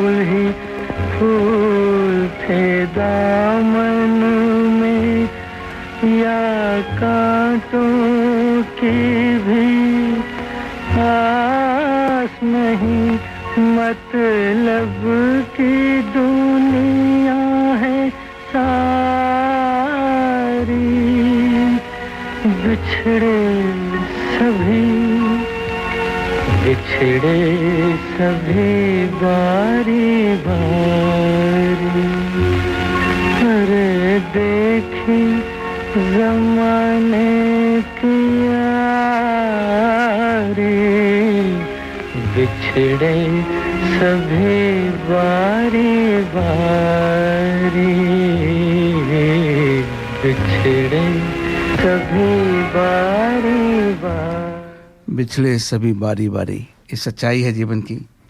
अकेले आए हैं, अकेले जाना होगा। क्यों पूनम जी? बिल्कुल सही कहा है। बिछड़े सभी बारी बारी, इसमें बड़ा अच्छा मैसेज है लोगों के लिए, हमारे लिए, आपके लिए, कि जाना तो है ही, उसकी तैयारी रखनी चाहिए। जी। पर मुझे लगता है कि बेचारे गुरुदत्त साहब कहीं ना कहीं बहुत ही, जिसे कहते हैं ना, कहीं किसी ने उनका काफ़ी दिल दुखाया या खुश नहीं थे ज़िंदगी से। जी। तो उन्होंने मोस्टली उनके गाने सारे इसी टोन में हैं। जी। और आध्यात्मिक दृष्टि से भी देखें तो उनका मतलब निकल आता है, और दुनियादारी की दृष्टि से देखें तो भी मतलब निकल आता है। तो काफ़ी बहुमुखी प्रतिभा के व्यक्ति थे वो। जी। Work, home, kids. Oh, life is so busy. Where is the time to cook? With Curry Master's complete curry mix, it's ready to cook with 3 simple steps and the curry is ready. It's so easy. They have huge variety to choose from. Their vegan butter chicken and Thai tofu curry is a big hit. Available at all Indian grocery stores. Thank God it's available at all Indian grocery stores. ये था हमारे sponsor करी master का संदेश। संध्या जी, आपसे एक मैं बात करना चाह रहा था कि आप पहले राजनीति में नहीं थी, आप राजनीति में आ गई, काउंसलर भी बन गई, तो एक आपका विजन होगा, एक आपने सोचा होगा कि ये हो जाएगा तो हम ये कर लेंगे, और आपको कैसा लग रहा? आने से पहले हमें लग रहा था हम काफ़ी कुछ चेंज करेंगे, सुपर वुमन के टाइप का, पर ऐसे होता नहीं है। ये एक स्टेप बाय स्टेप प्रोसीजर है। हमें लगा था कि हम काफ़ी कुछ जानते हैं और हमें काफ़ी कुछ मालूम है काउंसिल के बारे में या फिर पॉलिटिक्स के बारे में। जब आप सही में चले जाते हो, आप रियलाइज़ करते हो कि सिस्टम, आप कुछ नहीं जानते हो। स्टेप बाय स्टेप सीखना होता है। एक चीज़ तो है कि पहले आप किसी को मदद करना चाहते हो, पर आपको चैनल नहीं मालूम होता है। यहाँ पे एक चैनल क्रिएट हो जाता है। किसी ने हमें अप्रोच किया, हम खुद शायद कुछ नहीं, उनका डीए कुछ नहीं कर, अप्रूव नहीं कर सकते, कुछ नहीं कर सकते, पर उनको राइट डायरेक्शन में या फिर सही मार्ग में उनको भेज सकते हैं। तो एक और चीज़ है कि अभी किसी को हेल्प चाहिए तो उन्हें भी इजी है कि हाँ, ये शायद थोड़े लोग कंफर्टेबल होता है लैंग्वेज के बैरियर की वजह से। जी, जी, जी। तो मैं वैसे तेलुगु और हिंदी बोल सकती हूँ, तो वो लोग एक्सप्रेस करने में इजी होता है उनके लिए। तो रीचिंग आउट उनके पब्लिक के लिए सही है और हमारे लिए भी सही है कि हम किसको हेल्प चाहिए तो हम जाके ढूंढने की ज़रूरत नहीं है। आपके पास हमेशा इतने सारे कॉल्स रहेंगे। और काउंसिल में, काउंसिल के ही अंदर का काम नहीं होता है। जैसे कोई बंदा आता है, कुछ और टोटली अनरिलेटेड टू काउंसिल होता है, पर यहाँ पे इतने कॉन्टैक्ट्स बन जाता है कि आप उनको सही मार्ग में भेज सकते हो। तो वो हमने देखा है। तो जैसे एक राजनीति के बारे में कहा जाता है कि इस वेरी क्रूर, वेरी एक दूसरे को ये सब करना आ जाता है। जैसे अभी आपने 4 कॉर्नर सुना होगा, पिछले मंडे को लिबरल पार्टी के बारे में था। तो मैंने जब उसको देखा तो मैं काफ़ी लोगों को जानता हूँ उसमें, जो उसमें थे, तो मैं बिलीव नहीं कर पाया क्या वो लोग ऐसा कर रहे होंगे। ब्लैक एंड वाइट तो होता नहीं है पॉलिटिक्स। और मैं पहले सोचती थी कि मैं ब्लैक एंड वाइट हूँ तो पर ये पॉसिबल नहीं होता है। आपका फ्रेंड हमेशा फ्रेंड नहीं होता है और आपका दुश्मन हमेशा दुश्मन नहीं होता है। ये सही बात, बड़ी अच्छी बात बोली आप। आपके लिए मेन ये है कि किसी को अपनी लॉयल्टी एक पार्टी को देने से अच्छा अपने पब्लिक को दो। जो पब्लिक आपको पूछती है उनके लिए करो काम, बस। क्या बात कही, बहुत बहुत अच्छी बात है। संध्या जी, मैं पूछना चाहूँगा, आपने बहुत अच्छे विचार अपने प्रकट किए, पर जैसे अभी समय के साथ में हमारा भारतीय समुदाय है, उसका राजनीति में थोड़ा थोड़ा रिप्रेजेंटेशन हो रहा है। तो काउंसिल लेवल पे देखा जाए तो कई सारे काउंसिल में ये मतलब भारत से लोग हैं। तो आपको लगता है समय के साथ साथ में ये स्टेट पार्लियामेंट में, फेडरल पार्लियामेंट में मतलब होगा रिप्रेजेंटेशन बेटर होगा? आपको क्या लगता है? रिप्रेजेंटेशन होगा, हाँ ज़रूर होगा, और जितनी जल्दी हो सके उतना सही है। क्योंकि अपना पॉपुलेशन काफ़ी ज़्यादा है जी। और मोस्टली इंडियन या फिर देसी पॉपुलेशन इज़ डिपेंडेंट, सारे दूसरे मिनिस्टर्स के ऊपर डिपेंड होता है कि उनको रिप्रेजेंट करे। कहीं हमारा कोई इशू है कि कोई और मिनिस्टर के चक्कर लगाओ और कहो, वो वही रिप्रेजेंटेशन आप खुद ही कर रहे हो तो आप काफ़ी अच्छे से कर सकते हो। अब देखिए ना, हिसाब जैसे यूएस में देख लीजिए, यूके में देख लिए, शायद वहाँ पे इंडियन माइग्रेशन काफ़ी पहले शुरू हुआ था, तो वहाँ पे काफ़ी हाई लेवल तक भी पहुँच पाए जो है, मतलब इंडियन समुदाय के लोग हैं। तो ऑस्ट्रेलिया शायद थोड़ा सा हम पीछे चल रहे हैं, थोड़ा सा पीछे चल रहा है, पर शायद यहाँ से काफ़ी फास्ट होगा। हाँ हाँ, पिकअप काफ़ी हाँ, फास्ट इस लेवल से। अगर आप देखोगे तो इंडियन काउंसलर्स इस साल काफ़ी बड़े हैं। हाँ, तो नेक्स्ट टाइम आपको स्टेट में हर और फेडरल काउंसिल में में भी लगभग दिखेंगे। जो है ऐसा लगता है कि ना, कि जो पॉपुलेशन हाँ, के हिसाब से अभी हम लोग जाग गए। क्योंकि ऑस्ट्रेलिया में माइग्रेशन भी इन्होंने काफी देर बाद खोली थी। 70 के दशक तक तो खाली गोरों को ही अभी देखिए जो जिस तरीके से जा रहा है कि ब्रिटेन और यूके के जो प्राइम मिनिस्टर है, अभी हम केवल सीईओ देखते थे जी, अभी सही लगता कहा। है कि सारे नहीं, ऑस्ट्रेलिया में भी उसी लाइंस पे काम चल रहा है, बट क्योंकि यहाँ माइग्रेशन ही लेट शुरू हुई तो फिर उस लिहाज से हम थोड़े पीछे रह गए हैं। बाबूजी धीरे धीरे चलिए। चलना। एक गाना सुनवा दें आपको? क्यों नहीं, ये तो बहुत ही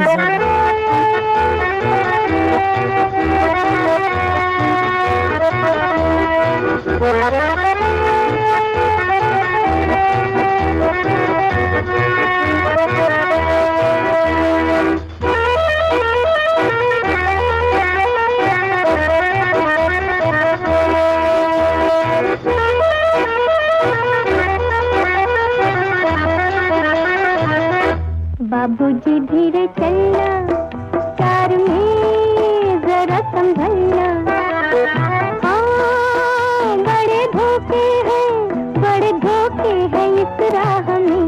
बाबूजी धीरे चलना, कार में जरा संभलना, हाँ बड़े धोखे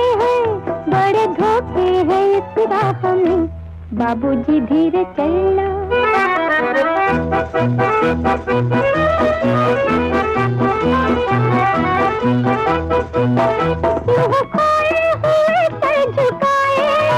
जैसे जाते हो सब कुछ लुटाए, ये तो बाबूजी पहला कदम है, नजर आते हैं अपने पराए। हाँ बड़े धोखे हैं इस राह में। बाबूजी धीरे चलना, कार में जरा संभलना, हाँ बड़े धोखे हैं इस राह में। बाबूजी धीरे चलना।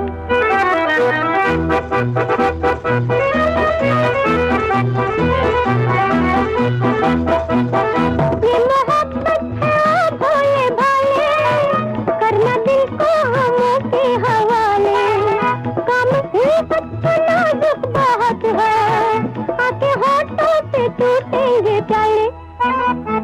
हाँ बड़े धोखे हैं इस राह में। बाबूजी धीरे चलना, प्यार में जरा संभलना, हाँ बड़े धोखे हैं इस राह में। बाबूजी धीरे चलना।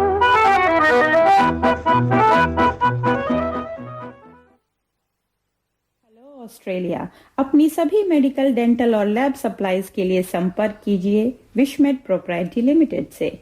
विशमेड 11 साल पुरानी एक रिलायबल कंपनी है। Wishmed has availability of quality products at reasonable price.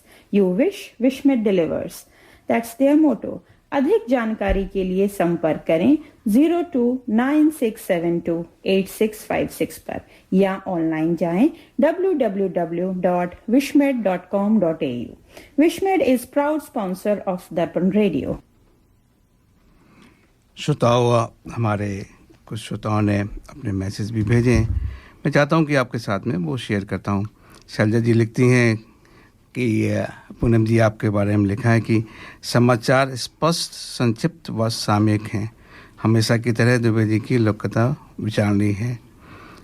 Pradeep Upadhyay ji कहते हैं बहुत ही सुंदर और प्रेरक तथा कथा आपने सुनाई दुबे जी, जो सहायता के लिए प्रेरित करती है। हमारे एक और श्रोता हैं सुधीर गौर जी, वो लिख रहे हैं good short story with deep message, coffee with pakora is always better. भाई अब पकौड़ा की बात अब इस बार अब दोबारा से आपको आना पड़ेगा भाई। हमारे प्रदीप जी लिखते हैं विस्तृत विचार, अच्छी कहानी, मधुर भजन। हमारे राजेश पांडे जी कहते हैं गुड स्टार्ट। प्रदीप कुमार जी कहते हैं बड़ा सीरियस गीत है एक। अच्छा, तो सीरियस गीत में आपको खुशी देखनी है प्रदीप जी।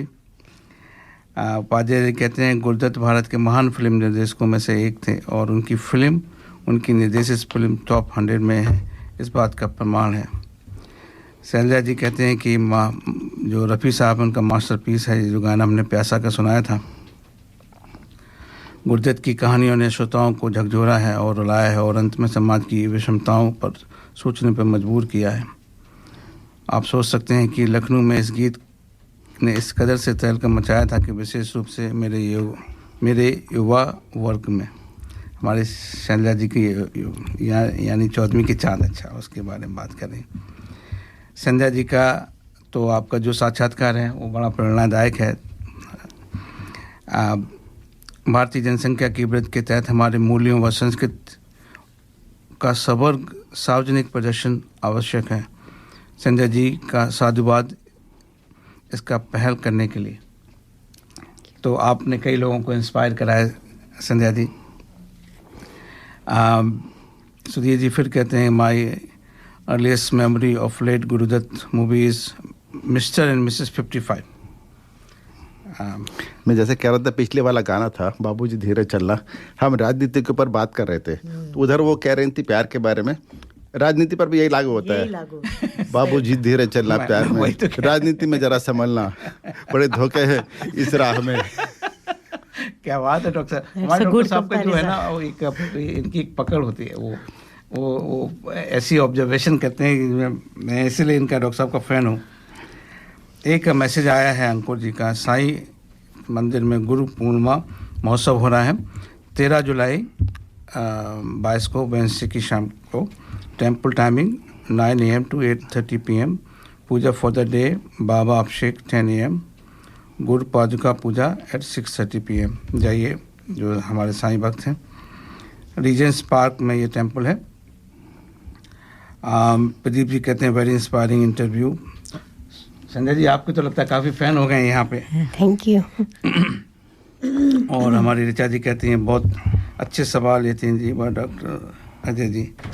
तो अभी श्रोताओं ऐसे हैं कि हम संजय जी को पुनः लेके आते हैं अपने वार्ता में। तो संजय जी मैं चाहता हूँ कि आप क्या कहना चाहेंगी जो और इंस्पायरिंग लोग हैं जो पॉलिटिक्स में आना चाहते हैं, जो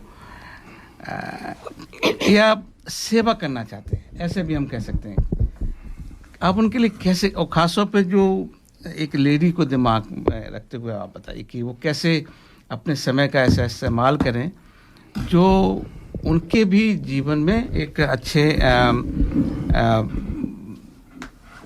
एक होता है ना, एक पॉलिटिक्स का ना नेगेटिव वो है जिसको आप कह सकते हैं कि जिसमें कोई कहेगा कि अरे पॉलिटिक्स में जा रहे हैं, क्या होगा, कैसे होगा, समझ रहे ना मेरे। हाँ।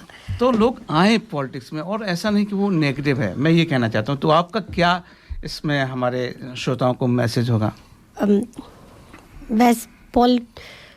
पहले तो मैं सोशल सर्विस के बारे में कहना चाहती हूँ। अगर कोई करना चाहता है, ये फुल टाइम जॉब नहीं है, आप कुछ भी कर सकते हो।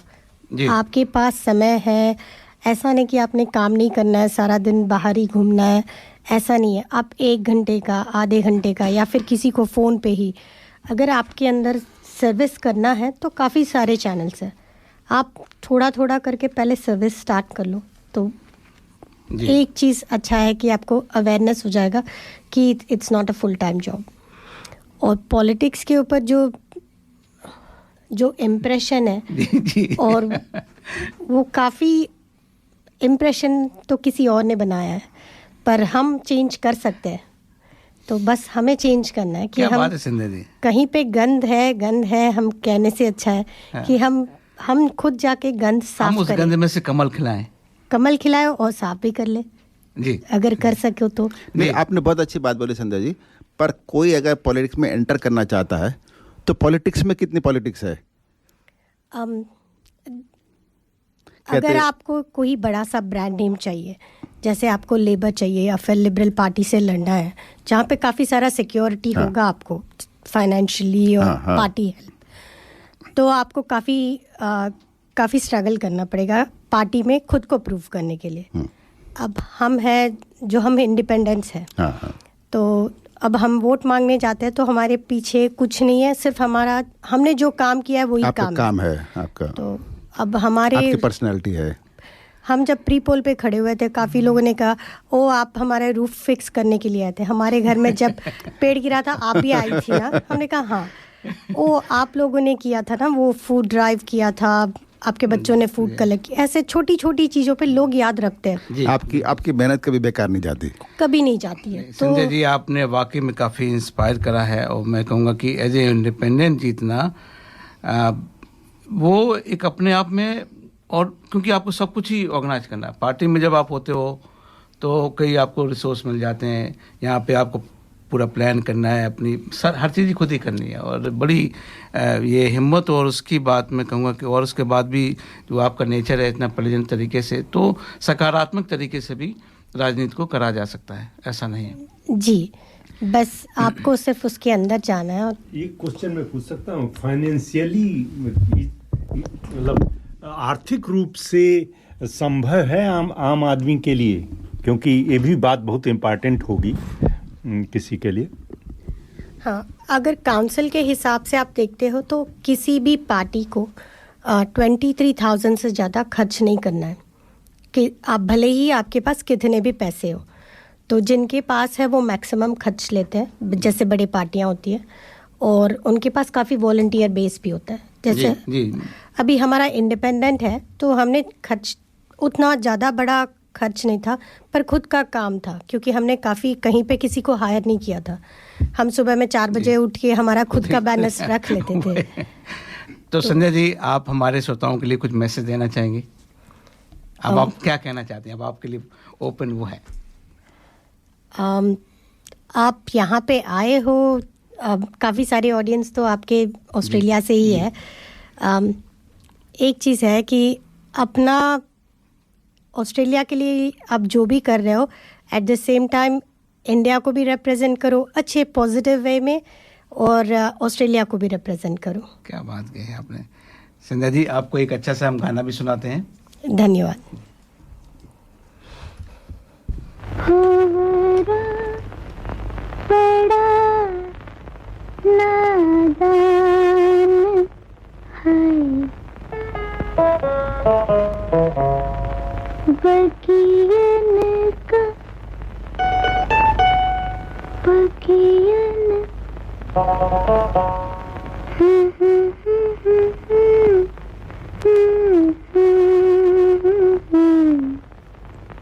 बगियन का मेहमान है, फिर भी जाने ना कलियन की मुस्कान है। भंवरा बड़ा नादान है, बगियन का मेहमान है, फिर भी जाने ना कलियन की मुस्कान है। भंवरा बड़ा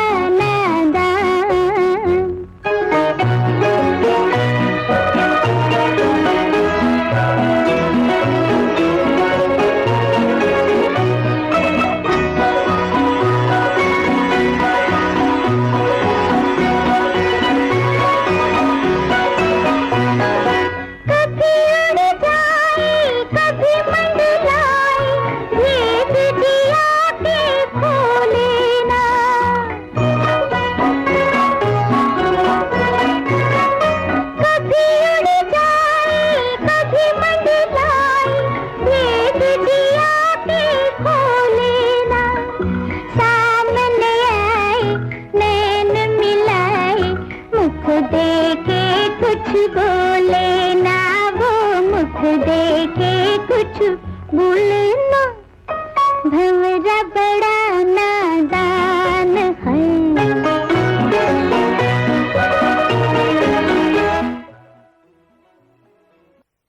Looking for personal or business tax or self-managed super fund account and audit, formation of association, company or trust, cloud accounting with payroll solution with fixed prices. Mention Darpan Radio and get your first visit without any charge. Please contact Forbes Accounting on 8095-9405. That's 8095-9405.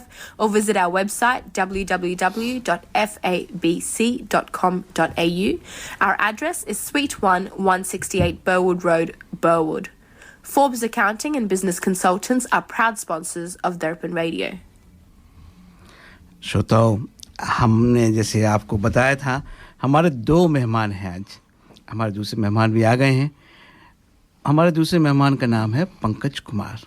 वो banker हैं और union bank of India के जो Sydney का office है उसके CEO थे। अभी वो इंडिपेंडेंट बैंकर हैं। तो पंकज जी, आपका दर्पण प्रोग्राम में बहुत बहुत स्वागत है। Thank you very much sir. और आप चूँकि बैंकर हैं तो उसके बारे में बातें बहुत करेंगे, लेकिन थोड़ा अपने बारे में हमारे श्रोताओं को बताइए। कब आए, कैसे हुआ, कैसे आप बैंकिंग में चले गए, गलती हो गई या सही हो गया? वेल बेसिकली इंडिया से मैं बॉम्बे से, Bombay is known as a financial hub of country. और मैं लास्ट 20 ईयर्स से एक प्रोफेशनल बैंकर हूँ। यूनियन बैंक में था। मोस्टली टाइम वो working with treasury and corporate finance में थे। और 2016 में मैं यहाँ आया as a head of Union Bank Sydney branch. And at that time branch was very new. After completion of my tenure, I returned back to India and I come back again because I got a good job offer here. So since I'm here. जी जी। तो जो पंकज जी की धर्म पत्नी है वो भी banker हैं, तो बैंकिंग ही है आपके यहाँ। तो पंकज जी, कैसा लग रहा है आपको सिडनी में? आपको जो ये डिसीजन रहा, आपके लिए बड़ा मुश्किल रहा होगा क्योंकि आप बड़ी हाई प्रोफाइल से आए हैं इंडिया से। तो सिडनी में आना, सिडनी में सेटल होना, कैसा आपको अनुभव हो रहा है? It's very good. बेसिकली हम डेमोक्रेटिक कंट्री से हैं, बोलने का कि दोनों जगह। एंड इट्स एक वेरी डेवलप, एक मैच्योर मार्केट है। अच्छा, बैंकिंग में? बैंकिंग टर्म्स में बोल रहा है। And it's a good place to invest money in real estate or either in equities also. Of course, India में in terms of return, equities में ज़्यादा पैसा है, because कोई growing market है, कोई भी developing market है, तो वहाँ return ज़्यादा है। तो मेरा अभी भी ऐसा मानना है कि जो NRI हो चुके हैं या जो already in transit में हैं, उन लोग को Indian equity market पे ज़रूर invest करना चाहिए। In terms of return, 7 to 10%। आप सोचो, एक मैं बात कहता हूँ कि ये जो जानकारी आपको मिल रही है वो आम है और स्पेसिफिक नहीं है। तो अगर किसी की स्पेसिफिक कुछ है तो हम पंकज जी का नंबर भी शेयर कर देंगे बाद में, या आप अपने फाइनेंशियल एडवाइजर से भी बात करिए, ठीक है? तो पंकज जी, हम चूँकि आप बैंकर हैं, आप भी भारत से आए हैं, तो हमारे जो श्रोताओं हैं का एक नीड होती है। हम भी सब भारत से कहीं ना कहीं हमारी जो है ना गांठ वहाँ पे बंधी हुई है। तो उसमें एक गांठ ये भी होती है कि फाइनेंशियल आदान प्रदान होता है। हमने या तो इन्वेस्ट करा होता है या कभी कभी ऐसा भी होता है कि जो हमारे पूर्वजों की संपत्ति का होता है उसका फिर पैसा आना है। तो इसके बारे में हम आपसे कुछ प्रश्न करना चाहेंगे, तो आप तैयार हो जाइए उसके लिए। ठीक है श्रोताओ, आपसे भी रिक्वेस्ट है कि अगर किसी के इस तरीके के प्रश्न हैं जिसमें आप भारत से पैसा लाना चाहते हैं या भारत भेजना चाहते हैं, रेमिटेंस क्या होगा, क्या नहीं होगा, क्या वहाँ पे फॉर्मेलिटीज़ होती हैं, कितना समय लगता है, और किसी का कैश में है तो कैसे है, बैंक में है तो कैसे है, तो हमें प्रश्न लिखिएगा और हम कोशिश करेंगे कि पंकज जी के साथ में बात करके सबके आपको उनके सारे तो जवाब नहीं हो पाएंगे लेकिन फिर भी काफ़ी जवाब हो सकते हैं। यतिंदर जी, मेरा एक प्रश्न है अभी आपको रुकना पड़ेगा। ओके। और हर प्रश्न का आपको पैसा भी देना पड़ेगा। Just wanted to be in the queue. जी जी। So just be aware. Oh, life is so busy. Where is the time to cook? With Curry Master's complete curry mix, it's ready to cook with 3 simple steps and the curry is ready. It's so easy. They have huge variety to choose from. Their vegan butter chicken and Thai tofu curry is a big hit. Available at all Indian grocery stores. Thank God it's available. न जाओ सैया छुड़ा के बैया, कसम तुम्हारी मैं रो पड़ूंगी, रो पड़ूंगी। न चल रहा है सुहाग मेरा, जो तुम न होगे तो क्या करूंगी, क्या करूंगी। न जाओ सैया छुड़ा के बैया, कसम तुम्हारी मैं रो पड़ूंगी, रो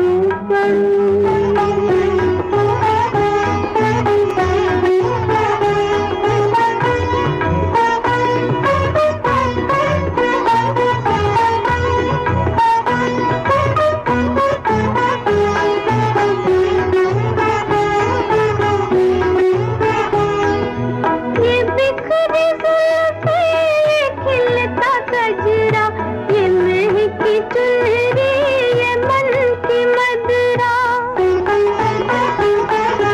ये बिखरी जुल्फे, ये खिलता गजरा, ये महकी चुनरी, ये मन की मदरा। ये सब तुम्हारे लिए है प्रीतम, मैं आज तुमको न जान दूंगी, जान न दूंगी। न जाओ सैया छुड़ा के बैया, कसम तुम्हारी मैं रो पड़ूंगी, रो पड़ूंगी।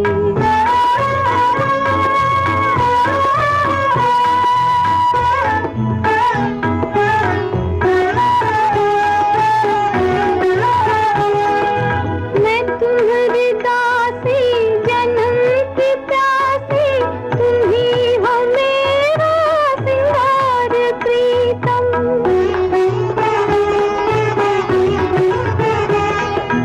मैं तुम्हारी दासी, जन्म की प्यासी, तुम ही हो मेरा सिंगार प्रीतम।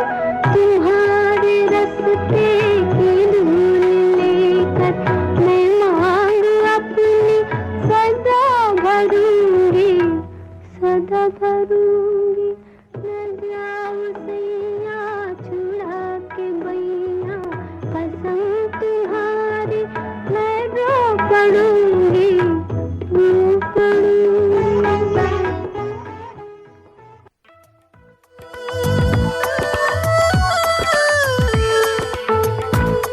You can listen to community announcements and sponsorships on our website, dapanradio.org.au.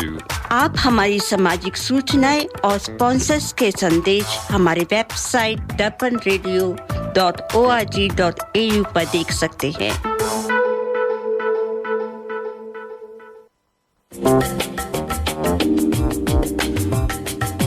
मैं करी masters the butter chicken packet Indian दुकान से लेके आया।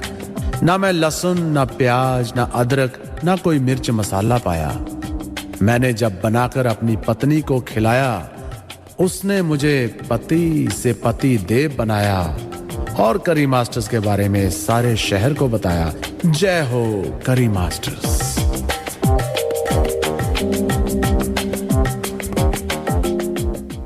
ये था हमारे स्पॉन्सर करी मास्टर का संदेश।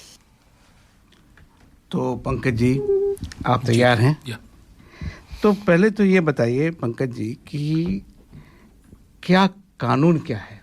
अगर समझो मेरा 2 करोड़ रुपया है, थोड़ी अमाउंट ज़्यादा भी नहीं है, कम भी नहीं है, उसको मैं भारत से लाना चाहता हूँ, तो क्या कानून क्या है, क्या करना है, कैसे हो सकता है? बैंक में पैसा पड़ा है, मेरे पिताजी ने दिया था और वो ये बहुत कॉमन क्वेश्चन है जी।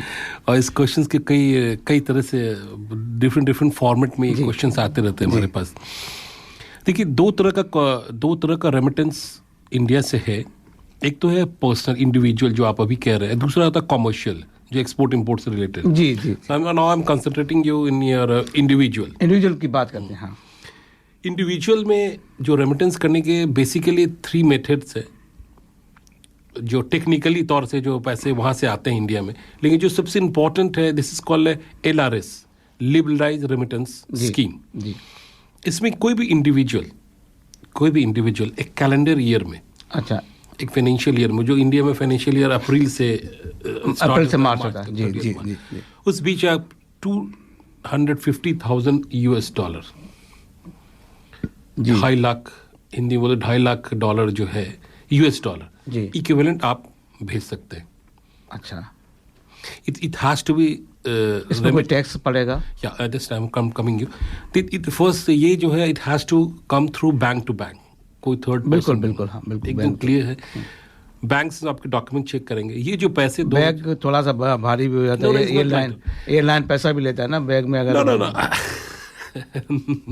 ऐसा नहीं है। देखिए, अभी ग्लोबल सिनेरियो अभी थोड़ा अलग है, पूरे not in India, as a global scenario remittances पे ध्यान दिया जाता है always. There are so many other things I don't want to discuss here. Anyway, कोई भी इंडिविजुअल के लिए either it's family maintenance, health issues, buying property, you can remit from India. This is up एकदम freely, कोई ये नहीं है इसमें charges as such, banking nominal charges लेते हैं, that's all. Recently last year government has introduced a TDS on that, tax deducted at source, TDS बोलते हैं। So that TDS means कि Indian rupee, in terms of Indian rupees, 7.5 lakh से ज्यादा होगा तो उस पे आपको टैक्स 5%, only 5%। तो एक अकाउंटेंट के नाते एक क्वेश्चन पूछ रहा हूँ कि जैसे हमने सारे टैक्स भर दिए इंडिया में, सब कुछ दे दिया, बैंक में पैसा है, उसके बावजूद भी 5% देना है, आप ये कह रहे हैं? या this is called LRS charge, TDS। Even 2 crore जो आप भेज रहे हैं, either you are by virtue of your selling a property, जी, तो उस पे तो आपका tax, this is separate capital gain tax, वही वहाँ पे सब दे दिया है, उसके बाद भी हमें उसके ये TDS charges for making overseas remittance कुछ दिन पहले इसको इंट्रोड्यूस किया गया, last year I think introduce किया गया। अगर मैं इसको ऐसे बोलूँ कि अगर मैंने यहीं से पैसा भेजा है, मान लो मैंने 2 करोड़ भेजा था और वो 4 करोड़ हो गया है, आपने कहा वहाँ के शेयर मार्केट में अच्छा होता है, हमारा 2 का 4 हो गया, अब मुझे मैं पैसा वापस लेना। देखिए, ये जो आप बोल रहे हैं ना, ये वो जो इन्वेस्टमेंट आपने जो इक्विटी में किया है जी, वो डिफरेंट है। वो उसका charges are consider as a capital gain, that is not individual, वो अलग है।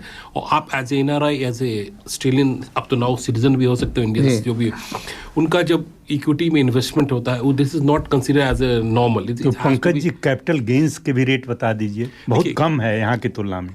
कैपिटल गेन का जो है हर is a very vague, in real estate has a different, and equity has a different, bonds has a different, सबका equal, they are not equal। तो capital gains 2 बता दीजिए, इक्विटी, क्योंकि आपने इक्विटी सजेस्ट किया। में क्या है, इक्विटी का आपका इसका पीरियड देखना पड़ता है, जो लॉन्गर टर्म्स है इक्विटी, उसमें कैपिटल गेन नहीं है, डेफिनेशन उसका एक समय कम है, तो हम एक उस पर फोकस रखते हैं, रेमिटेंस के ऊपर।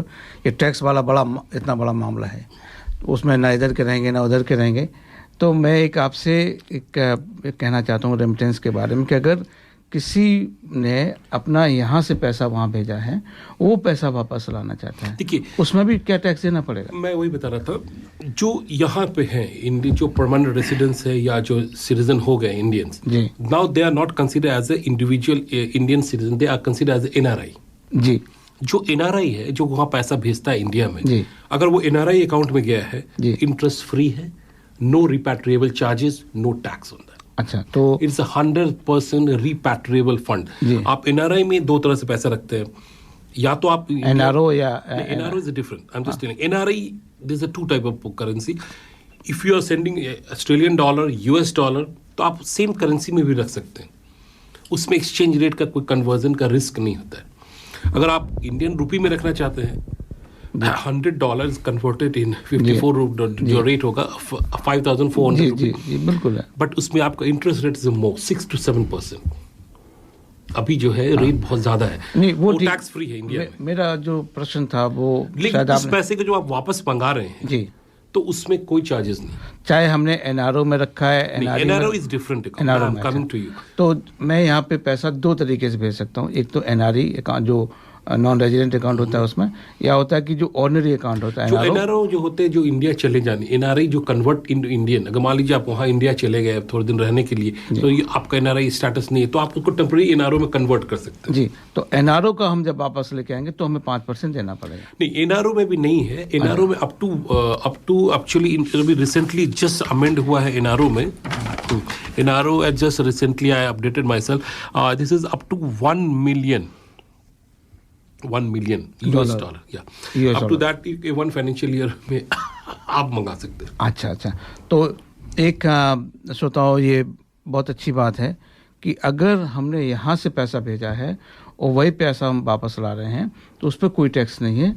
1 million पर ईयर तक. उस पर क्या होता है कि एक 15 CA और एक 15 CB दो फॉर्म है. 15 CA sign by the individual, or 15 CB is signed by your chartered accountant in India. जी. And that they will confirm that the money is already tax paid, not paid, or either it is not eligible for the tax. जी. So that वो आपका local जो chartered accountant है वो certify करके देता है. जी. And then you produce to the bank, they will make your remittance. आपने क्वेश्चन पूछा कि कितना, how much time it takes usually. जी. Usually the banking papers, everything is in order. It takes only 48 hours because it's less than 48 hours because अगर Swift arrangement है तो may be. हाँ, वहाँ से तो इंडिया से तो है 12 घंटे का. नहीं, पंकज जी, मैं एक थोड़ा सा स्पष्टीकरण चाहूँगा. जैसे हमारे साथ कॉमन सिनेरियो ये होता है कि हम पहले इंडिया में रहते हैं और फिर यहाँ पे हम PR या सिटीजन हो जाते हैं, तो हमारा पैसा इंडिया में रहता है जो कि मतलब लीगली है और बिल्कुल टैक्स पेड है बिल्कुल, और खाली सिटिंग इन द बैंक. अगर उस पैसे को हमारे पैसा है हम यहाँ पे लाना चाहें तो क्या उस पैसे पे टैक्स देना पड़ेगा? ऐसा वेरी क्लियर, जब आप यहाँ शिफ्ट हो गए, now your status is converted in NRI. हाँ, बिल्कुल. हाँ, तो इमीडिएटली आपको बैंक को इन्फॉर्म करना पड़ेगा, now I M in NRI, you convert my local account. ठीक है. हाँ, वो पैसा बैंक में है. आप एनआरआई बन जाते हैं. अगर बैंक ने आपका रिकॉर्ड को चेंज कर दिया तो आपको पैसा भेजने में प्रॉब्लम नहीं. By the way, if it is coming under LRS is little bit different. LRS क्या एकदम लिबरल है.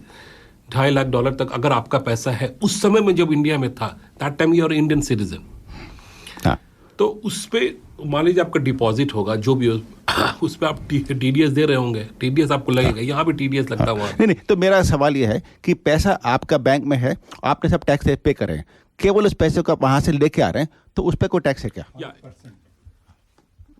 लगेगा. अच्छा पंकज जी, प्रश्न है, क्या कोई ऐसा पैसा जो हम यहाँ नहीं ला सकते? That's a very thing is that ऐसा कोई भी पैसा है, अगर the money is transparent in terms of fully paid by the tax, these things are, तो कोई restriction है. Illegal money you can't carry cash, they have also limitation. Of course. So yeah, that's all. तो जो पैसे आपने tax दे रखा है, transparent है, बैंकिंग चैनल से आएगा, दैट यू कैन रिपेट. अच्छा, तो जैसे कि समझो, जैसे अभी डॉक्टर साहब ने बोला है कि टैक्स पे करा है, सब कुछ है. अब आप आज बैंक के पास में जाते हैं कि साहब हमारा पैसा भेज दो, हमारा इस अकाउंट में ऑस्ट्रेलिया में दे दो, तो क्या हमें उनको इनकम टैक्स रिटर्न देनी पड़ेगी? देखिए इसमें क्या है, what particular in his case, जो आप पहले इंडिया में थे, इंडिया में डिपॉजिट इंडियन सिटीजन में थे, आप इंडियन टैक्स दे रहे थे. सब्सिक्वेंटली कम से कम 6 महीने के बाद आप एनआरआई स्टेटस होते हैं इंडिया के. As per RBI rules, if you are staying abroad for more than 6 months, the people are consider as a NRI. This is the definition of NRI. After that, if you want to continue here, maybe various circumstances, and so you have to inform the bank. Very simple, but particular that amount has to be verified by 15 CAs जो आपको मैंने भी बताया. It's very formality है. And आप तो अगर CA हमारा एक लेटर दे देता है 15C पे, जो आप कह रहे हैं कि भाई हाँ इनका रिटर्न लॉज है, सब कुछ ठीक है, फिर उसके बाद में बैंक ने वो लेटर देखना है, वो पैसा भेजा, ये बात as per your instruction bank to bank पैसा आ जाएगा. कुछ रिजर्व बैंक ऑफ इंडिया वगैरह से कुछ हमें वो नहीं लेना है। जो LRS है, अंडर LRS, अगर आपको LRS में 2.5 लाख से ज़्यादा भेजना है, suppose you have sold sum property और समथिंग, जो भी इस तरह का है, तो उसमें उसका गवर्नमेंट का टैक्स है 30%, जो कैपिटल गेन टैक्स, उसका वैल्यूएशन वहाँ पे कैपिटल गेन टैक्स वाले करते हैं। वो टैक्स देने के बाद अगर 2.5 लाख से ज़्यादा है equity, either you migrated from there, they have some different rules, you have to take a very nominal permission from Reserve Bank which you can get easily, there is not. अच्छा, अब वो पहले जैसे इतना ब्यूरोक्रेटिक हर्डल्स नहीं है, तो banking का वेरी प्रैक्टिकल न्यू। तो लोगों को बड़ी शिकायत होती है कि मेरा पैसा मेरे पिताजी ने दिया है, ये क्या हो रहा है, और मैं अपना पैसा नहीं लेके आ सकता हूँ। इस तरीके के लोगों को बड़ी गुस्सा रहता है। डिपेंड करता है, अगर if they are not following proper rules, it's the rules are very simple, not very complicated, but लोग थोड़ा ठीक है जी, लोगों को गुस्सा तो आना भी चाहिए। क्या है कि एक रेमिटेंस करने हम भी गए थे कॉमनवेल्थ बैंक में, कुछ हमको रेमिटेंस करना था। I was very confused and surprised as a banker. They asked me a million questions. Believe me, I don't want to. वो मैं बता रहा हूँ, उसके कंपैरेटिव बाद में एहसास हुआ Indian banks are better than ये लोग। और it takes more than 1 week. They confuse me so thing. Finally, I retreat to I went to. तो वो जो आपने कहा कि परमिशन लेनी पड़ती है, वो यहाँ रहते हो सकता है कि इंडिया जाना पड़ता है उसको परमिशन लेने के लिए? सारा काम आपका CA कर सकता है। अच्छा। यहाँ से यहीं से हो जाता है। हमारे चार्टर्ड अकाउंटेंट की वैल्यू है डॉक्टर साहब, ऐसा नहीं है। लेकिन contact Gupta ji, he can contact local chartered accountant. एक पंकज जी, थोड़ा सा आपको गाना सुनाया जाए? Oh sure, thank you. Saregama Carvaan, इस तोहफे में है 5000 सुनहरे गाने और कुछ यादें।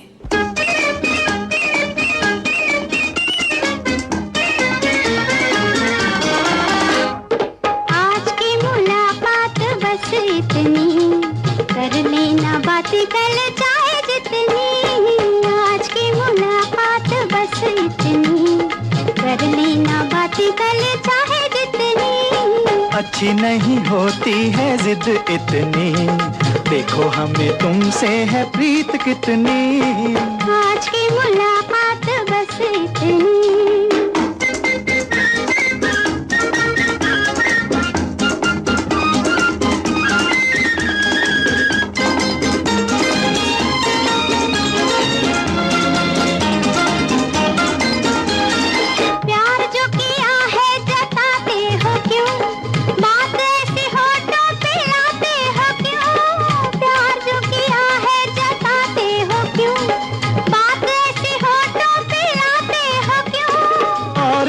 पूछे सताते हो क्यों, अभी अभी आए अब जाते हो क्यों।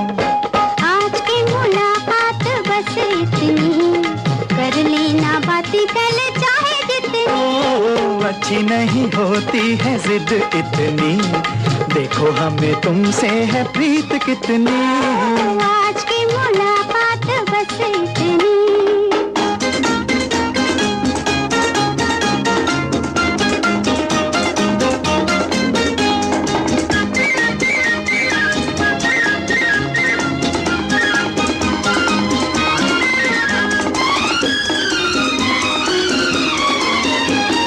कभी कभी ऐसे भी आया करो, चांद निकले तो घर जाया करो। कभी कभी ऐसे भी आया करो, चांद निकले तो घर जाया करो। आज तो चांद निकलेगा नहीं तो घर नहीं जा पाएंगे श्रोताओं, लेकिन आज की मुलाकात जो है ना धीरे धीरे अभी समाप्त की तरफ आ रही है। तो जितने भी लोगों को प्रश्न पूछने हैं जल्दी से पूछ लें, वरना हम पंकज जी का उनकी आज्ञा के साथ में फ़ोन नंबर भी शेयर कर सकते हैं। हमारी मोहनी जी लिखती हैं कि mister Gurmesh Singh, member of कॉप सावर, उन्होंने भी गीता में ली है शपथ, और डैनियल मुखी उन्होंने भी ली थी जो LC के मेंबर हैं। तो धन्यवाद मोहनी जी, आपने हमें ये सूचना दी।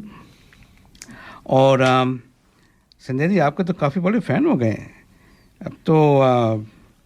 अब आपका नंबर मैं अगर आप चाहें तो वो दे भी सकते हैं, अगर कोई और लोग आपसे बात करना चाहते हैं।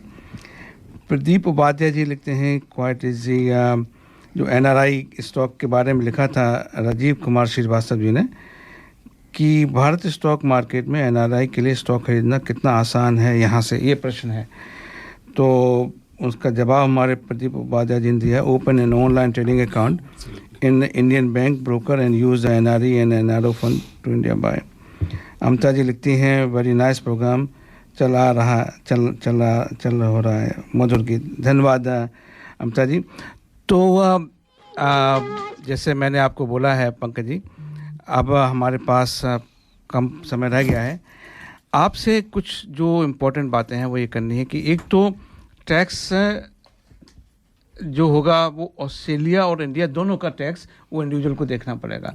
हम जो अभी आपसे बातें कर रहे हैं वो कैसे पैसा आए। एक चीज़ चूँकि मैं इन चीज़ों से डेली हमारा रूबरू रहते हैं कि जो भारतीय ऑस्ट्रेलिया में रहते हैं उनको ये जानना बहुत ज़रूरी है कि जब आप ऑस्ट्रेलिया के रेजिडेंट हो जाते हैं तो आपको वर्ल्ड वाइड इनकम में यहाँ पे टैक्स देना होता है, ऑस्ट्रेलिया में टैक्स देना होता है। अब आप कहेंगे ये क्या हो रहा है कि हमारा समझो भारत में आपने प्रॉपर्टी बेची और आपको वहाँ पे 1 करोड़ रुपया का फ़ायदा होता है, तो वो टैक्सेबल इनकम आपकी ऑस्ट्रेलिया में भी होगी और यहाँ पे भी टैक्स देना होगा। हाँ, हमारा डबल टैक्स सिटी है जिसके तहत आपको वहाँ पर जो टैक्स दिया है उसका क्रेडिट यहाँ मिल जाता है। शायद इससे श्रोताओं को मदद मिलेगी इस बात को समझने में कि टैक्स एक अलग पार्ट है लेकिन रेमिटेंस एक अलग पार्ट है।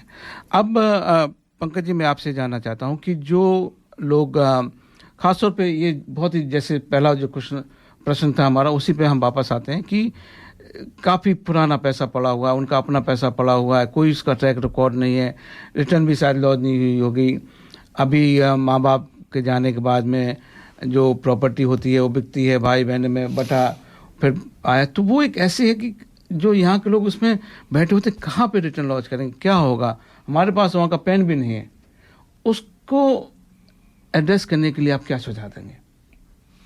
देखिए जो LRS के थ्रू जो पेमेंट होता है जिसमें इंडिविजुअल्स के लिए है, इंडिविजुअल में इंडियन रेजिडेंट्स के लिए, अब जो NRI हो गए हैं या ऑस्ट्रेलियन सिटीजन हो गए उनका जो एंसेस्ट्रल प्रॉपर्टी है उसका दिस इज ऑल्सो उनका राइट है, उनको पैसा है और वो यहाँ मंगा सकते हैं, there is no much issues. अच्छा, so even you don't have a PAN there is no worry about that. आप आराम से चार्टर्ड अकाउंटेंट से जो प्रोफेशनल्स उनसे कांटेक्ट करें और जो इनहेरिटेंट प्रॉपर्टी है you are the son of soil, ऐसा नहीं है आपके पास OCI होगा, आप OCI को दिखाएं आप उसको, और उसके उनके जो NRI जो अब हो गए हैं उनको थोड़ा टैक्सेस का डिफरेंट लेवल होगा, टैक्स अलग होगा, लेकिन कम से कम ये कि वो अपना पैसा ला सकते हैं, they are permitted to bring the money here, और उनका जो टैक्स लेवल वो हमेशा चेंज होते रहता है, that they will update you, there is no issue whatever is there, and they can bring money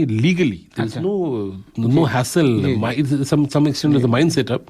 और 3 इंडियन बैंक्स हैं यहाँ पे, स्टेट बैंक है, यूनियन बैंक है, बैंक ऑफ बड़ौदा है, तो you can contact the people. अच्छा, वो हमें हेल्प करेंगे ऑफ कोर्स। ये सोता बड़ी अच्छी बात है कि जो हमारे 3 भारतीय बैंक हैं यहाँ पे, स्टेट बैंक ऑफ इंडिया है जो हमारे स्पॉन्सर भी हैं, यूनियन बैंक ऑफ इंडिया और बैंक ऑफ बड़ौदा, वो भी आपको मदद कर सकते हैं, आप उनके साथ में अकाउंट खोल के, और वो जो भी, तो ये तो बड़ी अच्छी बात करी। तो ये श्रोता लोग आप गूगल कर सकते हैं उनका नंबर, और स्टेट बैंक ऑफ इंडिया का हमारे डिटेल हम हर सप्ताह ही बजाते हैं, आप वो भी उनको संपर्क कर सकते हैं।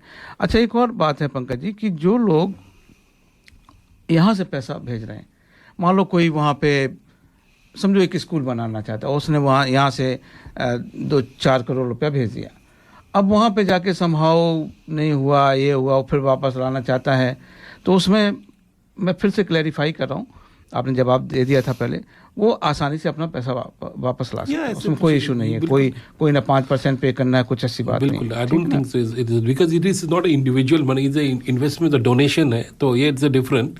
नहीं, आप अपने, जैसे कि मैं अपने गांव में, अपने वो छोटे से कस्बे में मैं चाहता हूँ कि एक अच्छा स्कूल बनाया जाए, पिताजी के नाम से बनाया जाए, और कुछ गड़बड़ हो जाता है, नहीं हुआ, आप जंजला रहे, चलो हम वापस ले आए, तो उसमें कोई ऐसी बात नहीं है, आप लेके आ सकते हैं। I mean, if it has money has, if it is routed through bank, then there should not be any problem. 5% तो देना पड़ेगा। देखिए वो नहीं, 5% उसमें नहीं देना, अगर मेरा पैसा गया है। इंडिविजुअल्स, इंडिविजुअल इंडियन रेसिडेंट्स के लिए है, जो आपके रिलेटिव को यहाँ भेज रहे हैं उन लोग को देने का, इट्स नॉट लाइक दैट। चलो, तो अभी पंकज जी आपको बहुत बहुत धन्यवाद, आप आए हमारे साथ में, और श्रोताओं और प्रश्न पूछे, आप अपना नंबर देना चाहेंगे? श्योर। पंकज जी का नंबर है 0407148002। धन्यवाद Pankaj ji. Thank you very much. धन्यवाद। Work, home, kids. Oh, life is so busy. Where is the time to cook?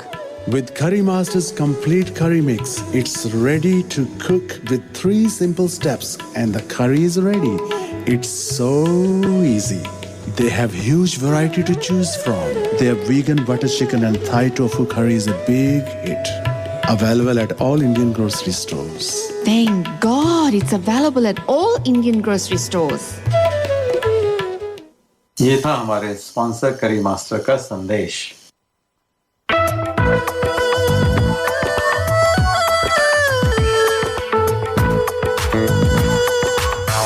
You have been listening to The Hindi Show. Join us next Sunday to contribute and provide feedback on anything you heard today. Contact us on feedback@darpanradio.org.au. आप सुन रहे थे हिंदी कार्यक्रम। हमें हर रविवार सुनिए सुबह 9 बजे से। अपने विचार भेजिए आज के कार्यक्रम के बारे में। ईमेल कीजिए feedback@darpanradio.org.au।